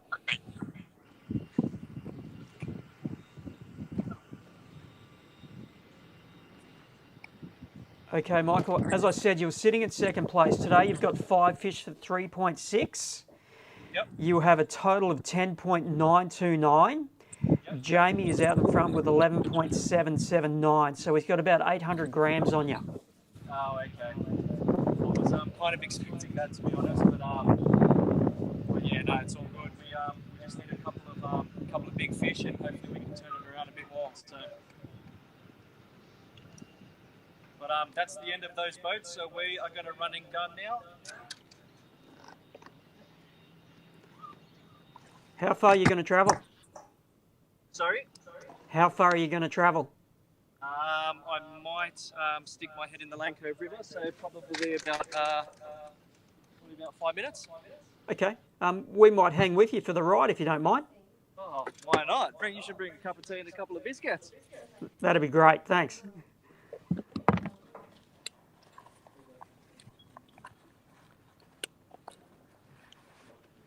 See if you can get the cameraman to hold the camera up for us. Yeah, he's just putting his life jacket on. Ah, cool. Smart man.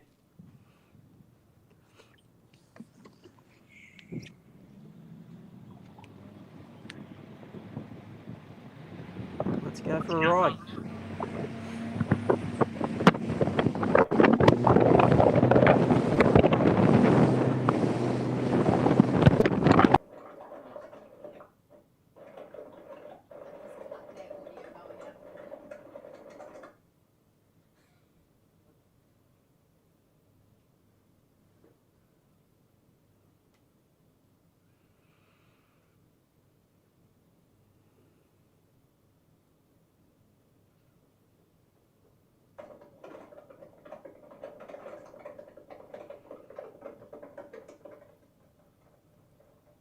We joke that the boaters have two speeds when they're driving. It's either on and off, so it's either dead still or flat out.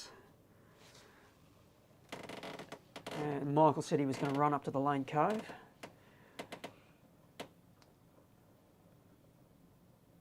The Lane Cove has produced a few victories over the years in the Open. I remember Greg Lee and Pat DiBattista winning an event up there many years ago.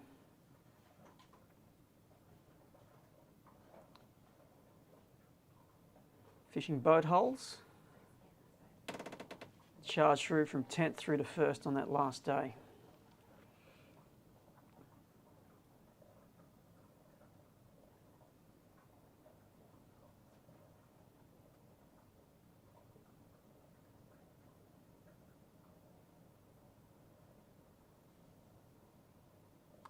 See the scoreboard on the right of the screen. Jamie McEwen is still leading 15 fish for 11.779 kilos. In second place, Michael Colatouris, the angler that we are with at the moment. He has 15 fish for 10.928. So about 800 grams behind is Michael. Kris Hickson is in third. Excuse me. Is in third with 10.271, and Dennis Metzdorf.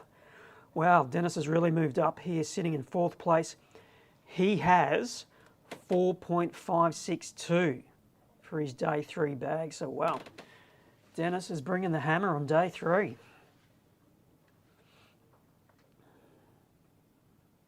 Mark Crompton in 5th, Steve Morgan in 6th, Tom Slater in 7th, Luke Rogan in 8th, Wally Fay in 9th, and Peter Phelps is sitting in 10th place.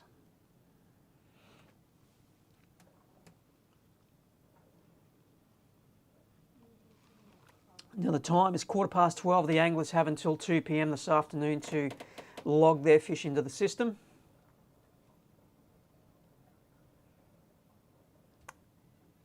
It's day 3 of the Daiwa BREAM Australian Open. $12,000 to hand over this afternoon. $5,000 to the champion.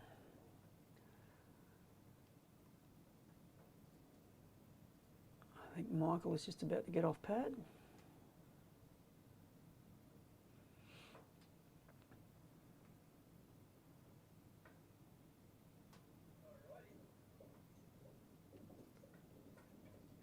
We have arrived.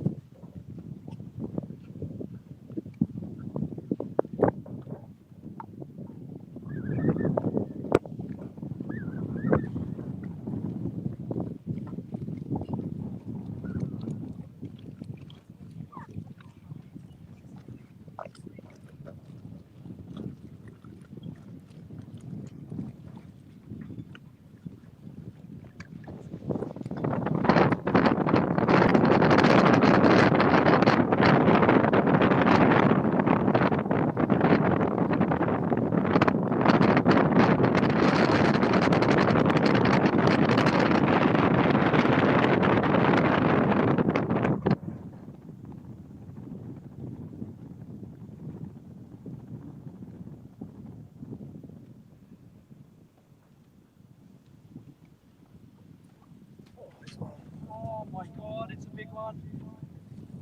Come on, please, please.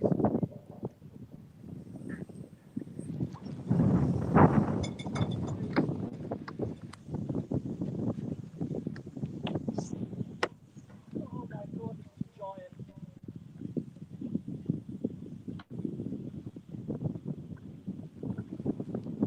Oh my God, on the boat, the boat. Watch out, watch out. Oh, watch out. Oh, shit, shit, shit, shit. Oh my God. Oh my God. Oh my God. Oh my God. Oh my God.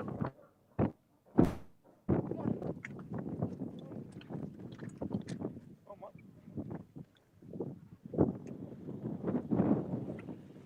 Oh my God.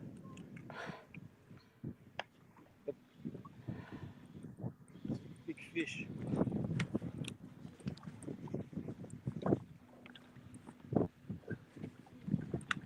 Yes! Oh. Look at the size of this thing. Boom. Just like that. That was live. Just like that. Oh my God. Simon, mate, I love you. Every time you jump in the camera, catch a big fish. My pleasure, mate. Look at the girth on that. I don't think the Yeah. rule is long enough. I don't think the rule is long enough. Let's put him on here. You get that ruler. I'm gonna have to put him on the brag, mate. This one, he's over the ruler. Oh, you're too. How are we gonna do this? Simon, would we be able to check in with you soon, just so I can use the second pair of hands? Yeah, mate. You take care of what you've got. You've got your hands full, and we'll get back to you in a minute. No, is it? Yeah, I will for sure. Thanks. Wow, there's tournament fishing. The awesomeness of it right there. Real heart and mouth stuff. Now, this potentially could be close, you know, because, like I said, there was not much of a difference between Jamie and Michael. And Michael was just looking for that big bite, and that big bite came right there. So we're nervously going to watch this scoreboard to see how much those guys are going to come closer together. It needed more than one ruler. It was that big. Kilo and a half at least is what I'm hearing from my producer. And what did I say the difference was between the two? I think it was about 800 grams was between Jamie and Michael.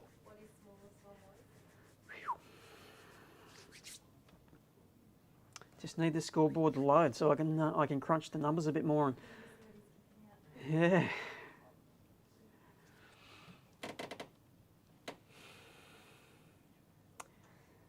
Jamie McEwen, you've got somebody coming for you, my friend.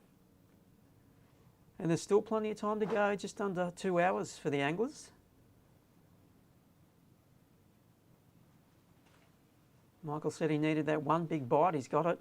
What happens if he gets another big bite? It's like the second boat after he moved into the Lane Cove, and boom, big fish came out to play. We are patiently waiting to see this fish come through.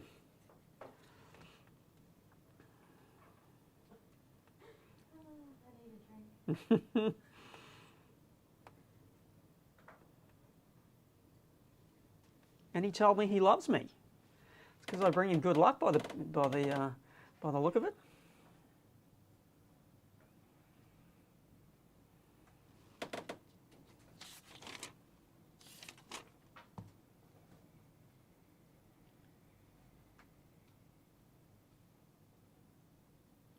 All right, so the smallest fish that Michael had in his bag was 600. So that's what he's going to boot out. So he's got a 600, two 67s, a 77 and an 89. So potentially a 900 gram upgrade. And I think there was about 800 grams between Michael and Jamie.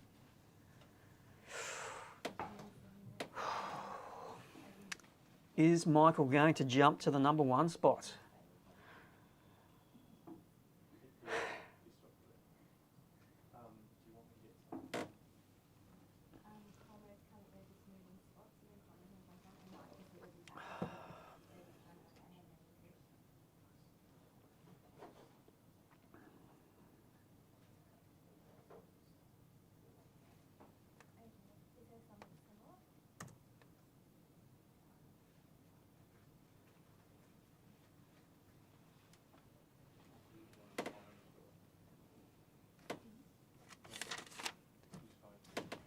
That is potentially a $5,000 bream.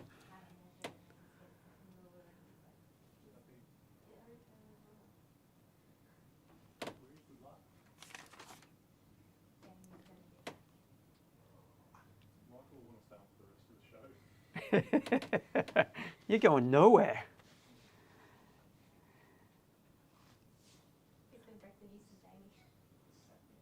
We'll let the app do that.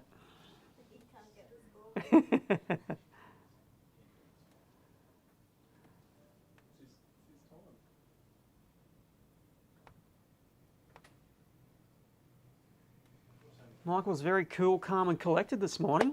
Vast contrast to day one where he was quite nervous.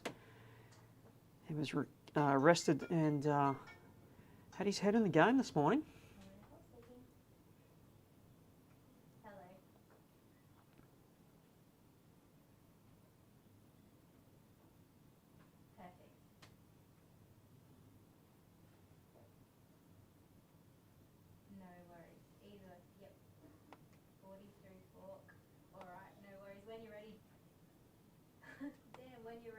Jump back on that same link and we'll have a chat here. Awesome work. Very likely. Oh. So we just had the information come through that Michael's fish, still yet to be confirmed, is 42 centimetres to the fork. That is a tournament winning fish right there. His PB, biggest bream ever. And what a day to do it. Day 3 of the Daiwa BREAM Australian Open. $5,000 he will take away if he wins this event.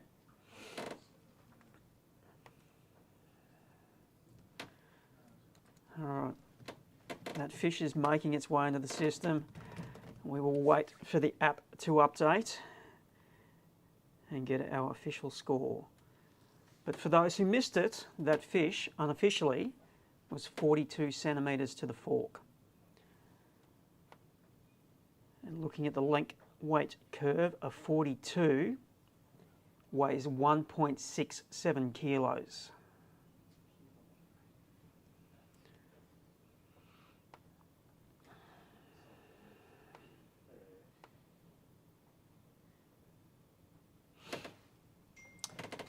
That is certainly something to get your heart racing. I could, mine's beating faster here. I just hate to think how Michael's feeling at the moment.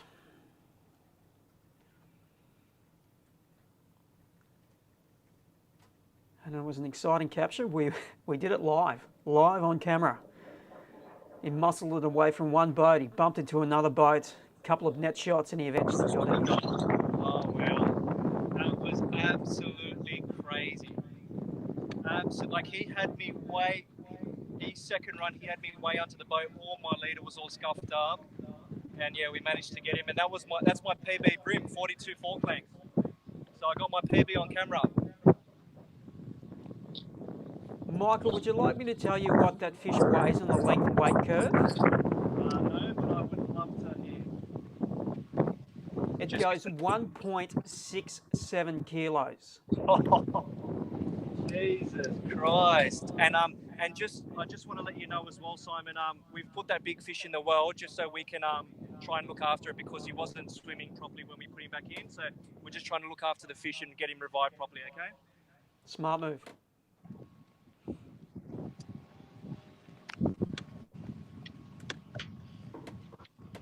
Now, Michael, I'm still waiting for the scoreboard to update, so once it does that, I will let you know how you're going.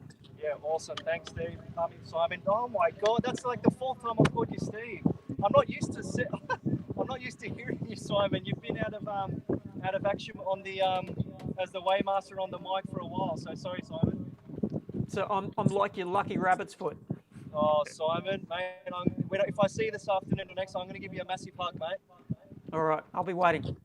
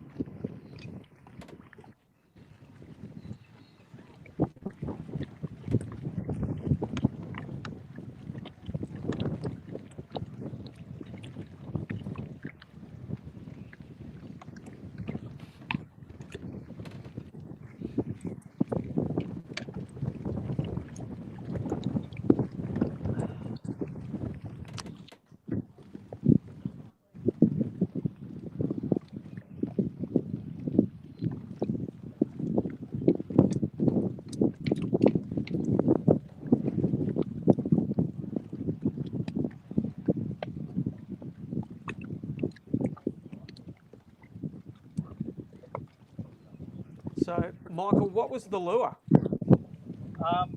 So the lure. Give us a look at it. The lure was the ever faithful Gulp Craw, which is actually discontinued now, and I'm actually using my last 2 packets that I had at home. So, so that's what I was using, 2-inch camo craw. And what a perfect time to use the last 2 packets. Oh, Simon, stop it. This is so good, such a good feeling, such a good feeling. Just going to check up on this brim. Okay, just let it revive for a couple of minutes.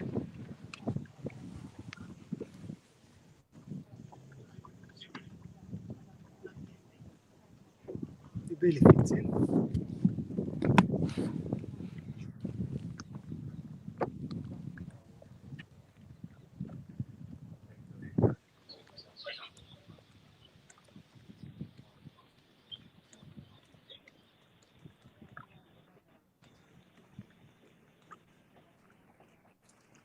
Oh,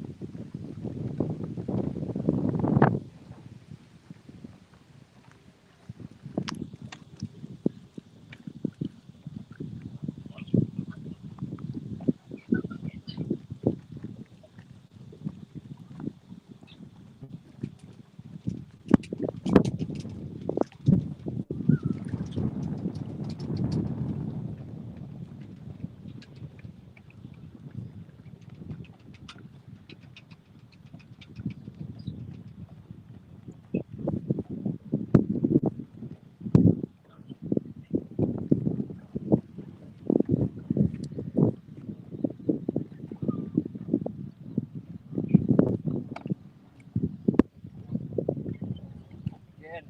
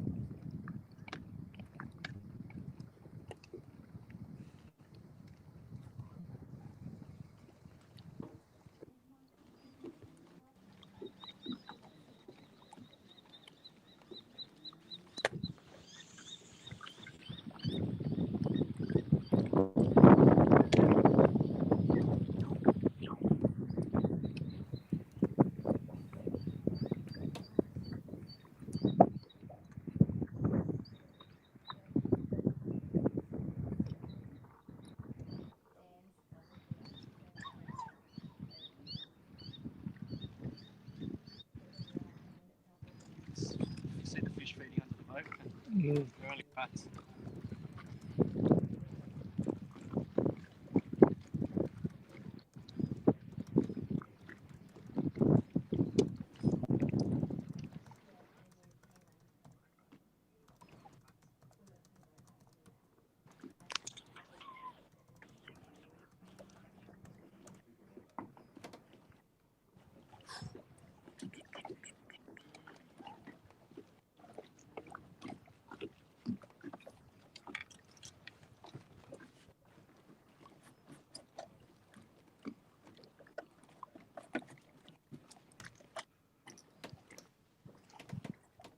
Okay, for the folks who have just joined us, you've just missed the action of Michael Colatouris potentially grabbing the lead in the Daiwa BREAM Australian Open.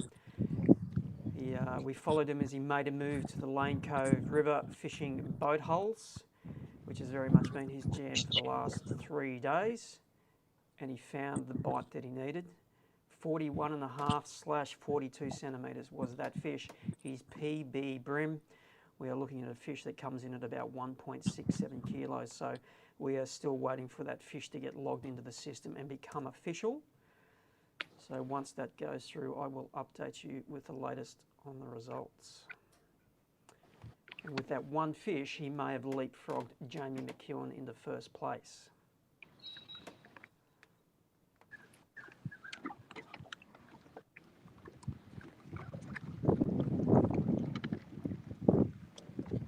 What did I have before?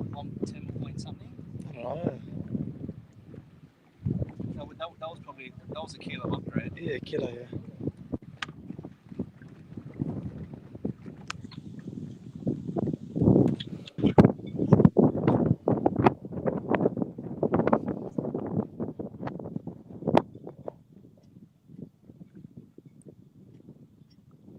Michael moves around so much on that front deck, he's almost going to wear the carpet out, I reckon. He doesn't stay still.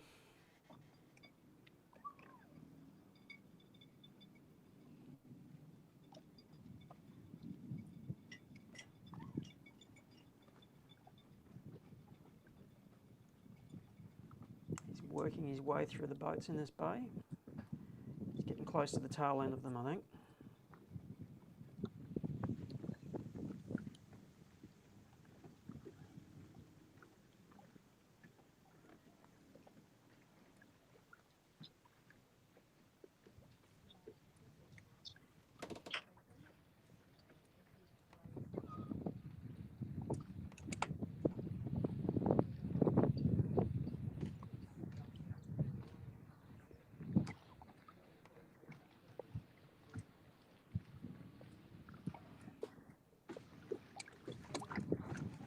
.41.5 confirmed as the length of that fish.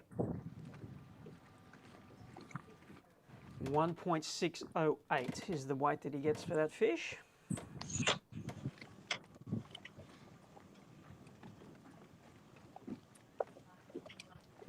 So he had a 1 kilo upgrade, he had a 600 that he booted out, which was the smallest fish in his limits, to replace the 60 with a 1.6. 1.6 for him, Michael. 1.6.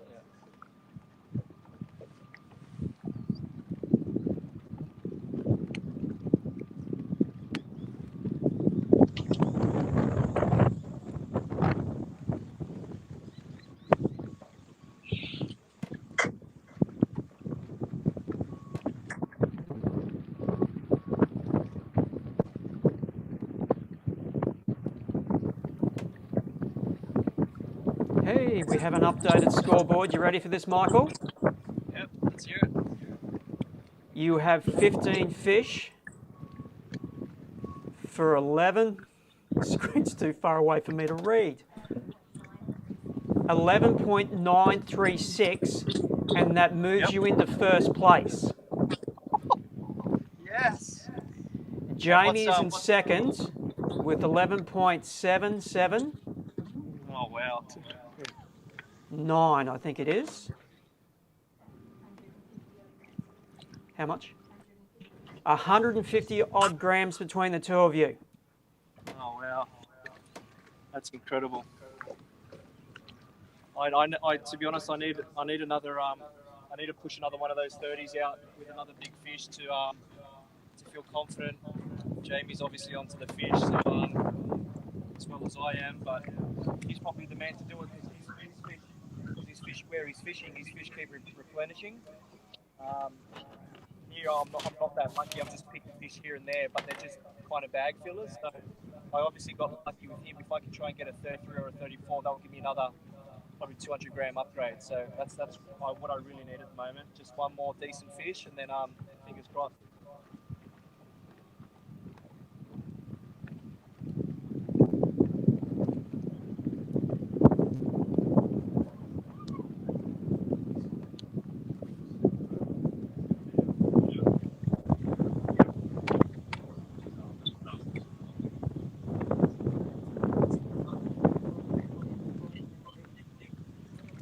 Cool.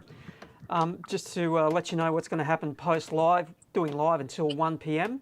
The anglers fish through until 2 p.m. After that, we will finalise the scores, and of course, we will chat to our winners. So you will get a climax to this tournament, and you will get to see who the champions are and how and where they caught their fish. So we will shoot that post 2 p.m. finish of the day 3 session.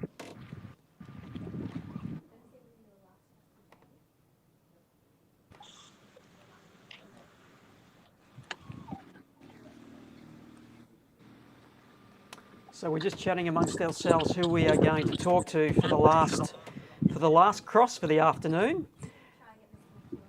And we are thinking about crossing to Jamie McEwen and just having a bit of a chat to him. We haven't spoken to Jamie since early this morning. He gave us a bit of a rundown on how his day had played out so far. And it didn't start how his day 1 had started, namely red hot. It had been a little bit more challenging for him on day 3.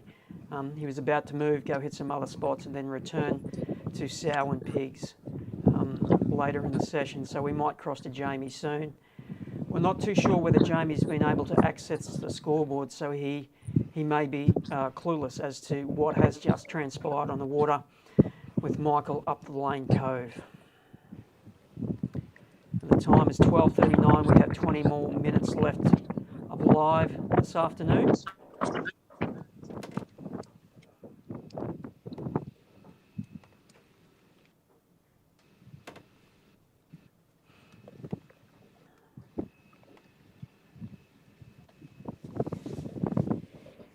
Realistically, Jamie's probably only got an hour left, because he'll probably want to leave there at about 1:30 to get back safely. So he's only got about 50 minutes left.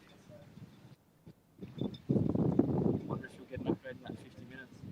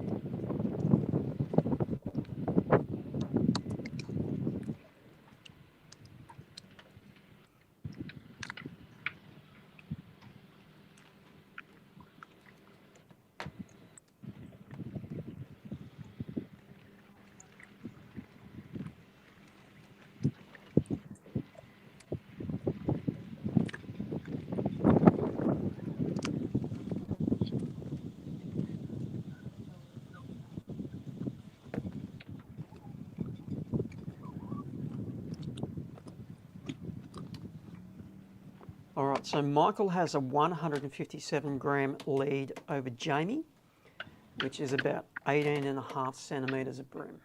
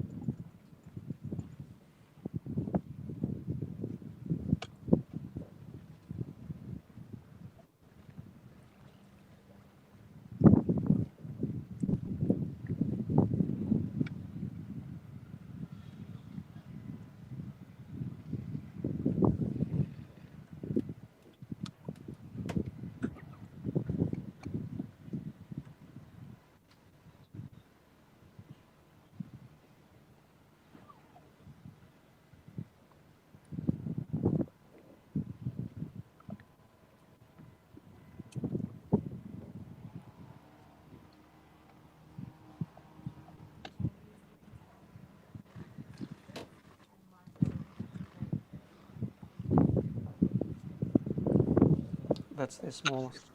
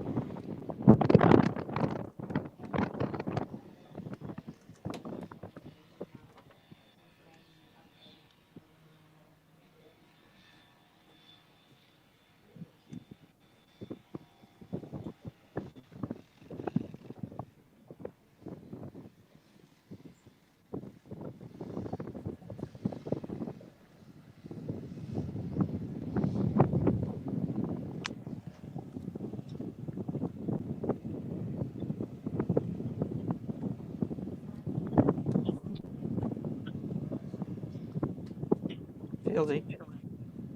We have Steve Fields watching the live feed. Hello, Steve. Good to see you, mate. Nice to have you watching the stream all the way from the other side of the world.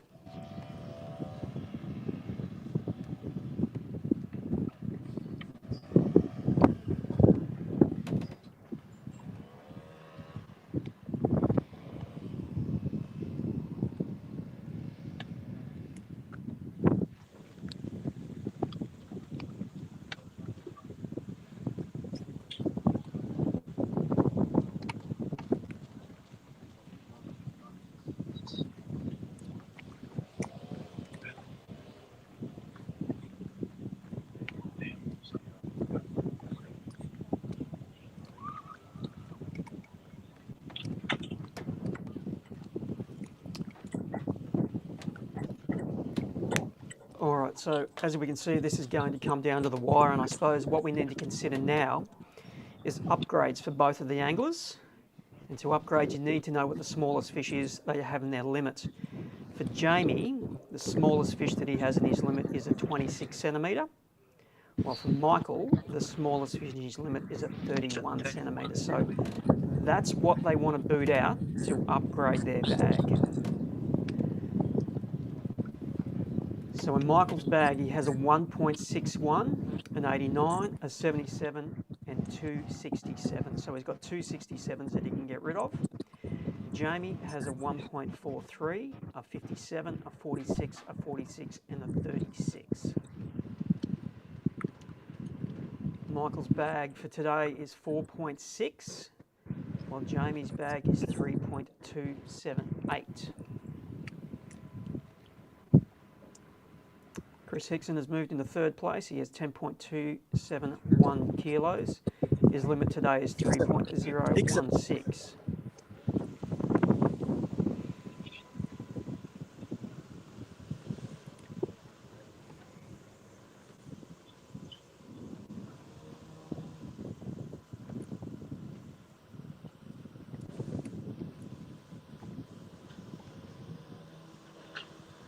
So, Michael, where's your head at the moment? What are you thinking for the rest of the session?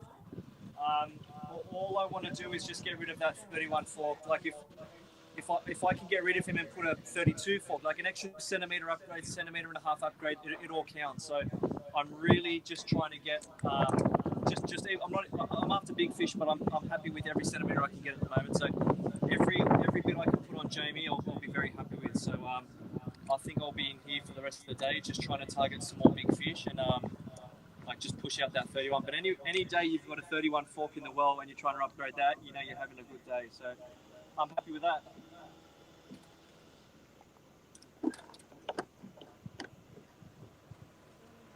All right, we're going to make a run, Simon. Sorry, mate, I missed that. We're just going to be making a run to another spot now. All right, well, we'll leave you there, Michael. Thank you very much for what you have just put on for us. A masterclass in how to bring it down to the wire. Well done, mate. And awesome. Thank you. Try and stay calm for the rest of the session, and we'll see you this afternoon back at the weigh-in.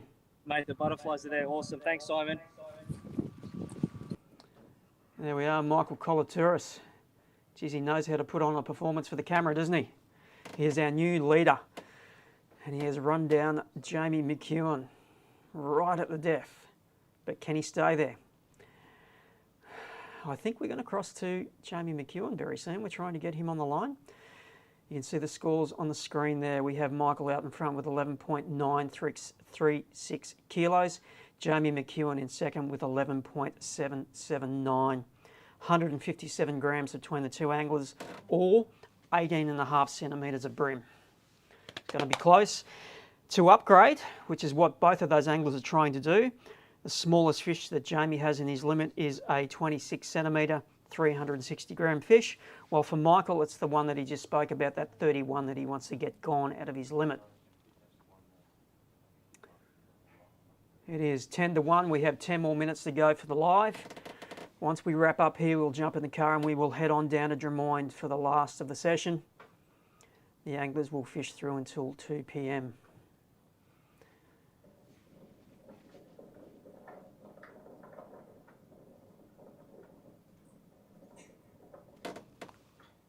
I can hear some wind in our monitor here, and hopefully that's the wind of doing across to Jamie. Jamie was the first angler that we chatted to this morning. Hang on, mate. I can't. My earphones aren't connected. Okay. Can you hear me at all? Yeah. How's your afternoon been? Mate, it's quiet. Hey, I just had 2 bites and dropped both of them. I'm well aware of what's going on. Have you seen the scoreboard then? Yeah.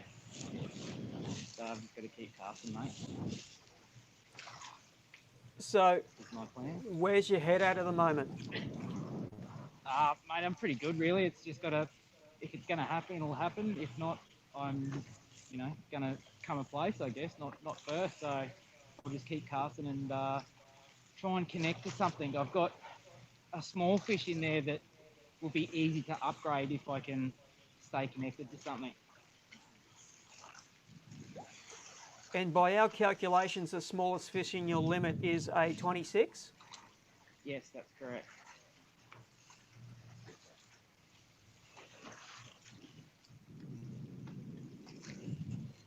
So you did leave Sour and Pig and go hit some other spots. How far were you gone? How long were you gone? I'd say less than an hour, or maybe an hour. I've come back and I've got a few bites. I dropped a reasonable fish that I probably could have done with in the well on a boat hull. And then come back here and pretty much first cast over to this other side and dropped him. So it's those few fish this morning are definitely hurting right now. And will you stay here until the death? Yeah, mate. Yeah, that's it for me. I will. And you've got a bit of a run to get back. What time will you have to leave? I reckon 20 to 2.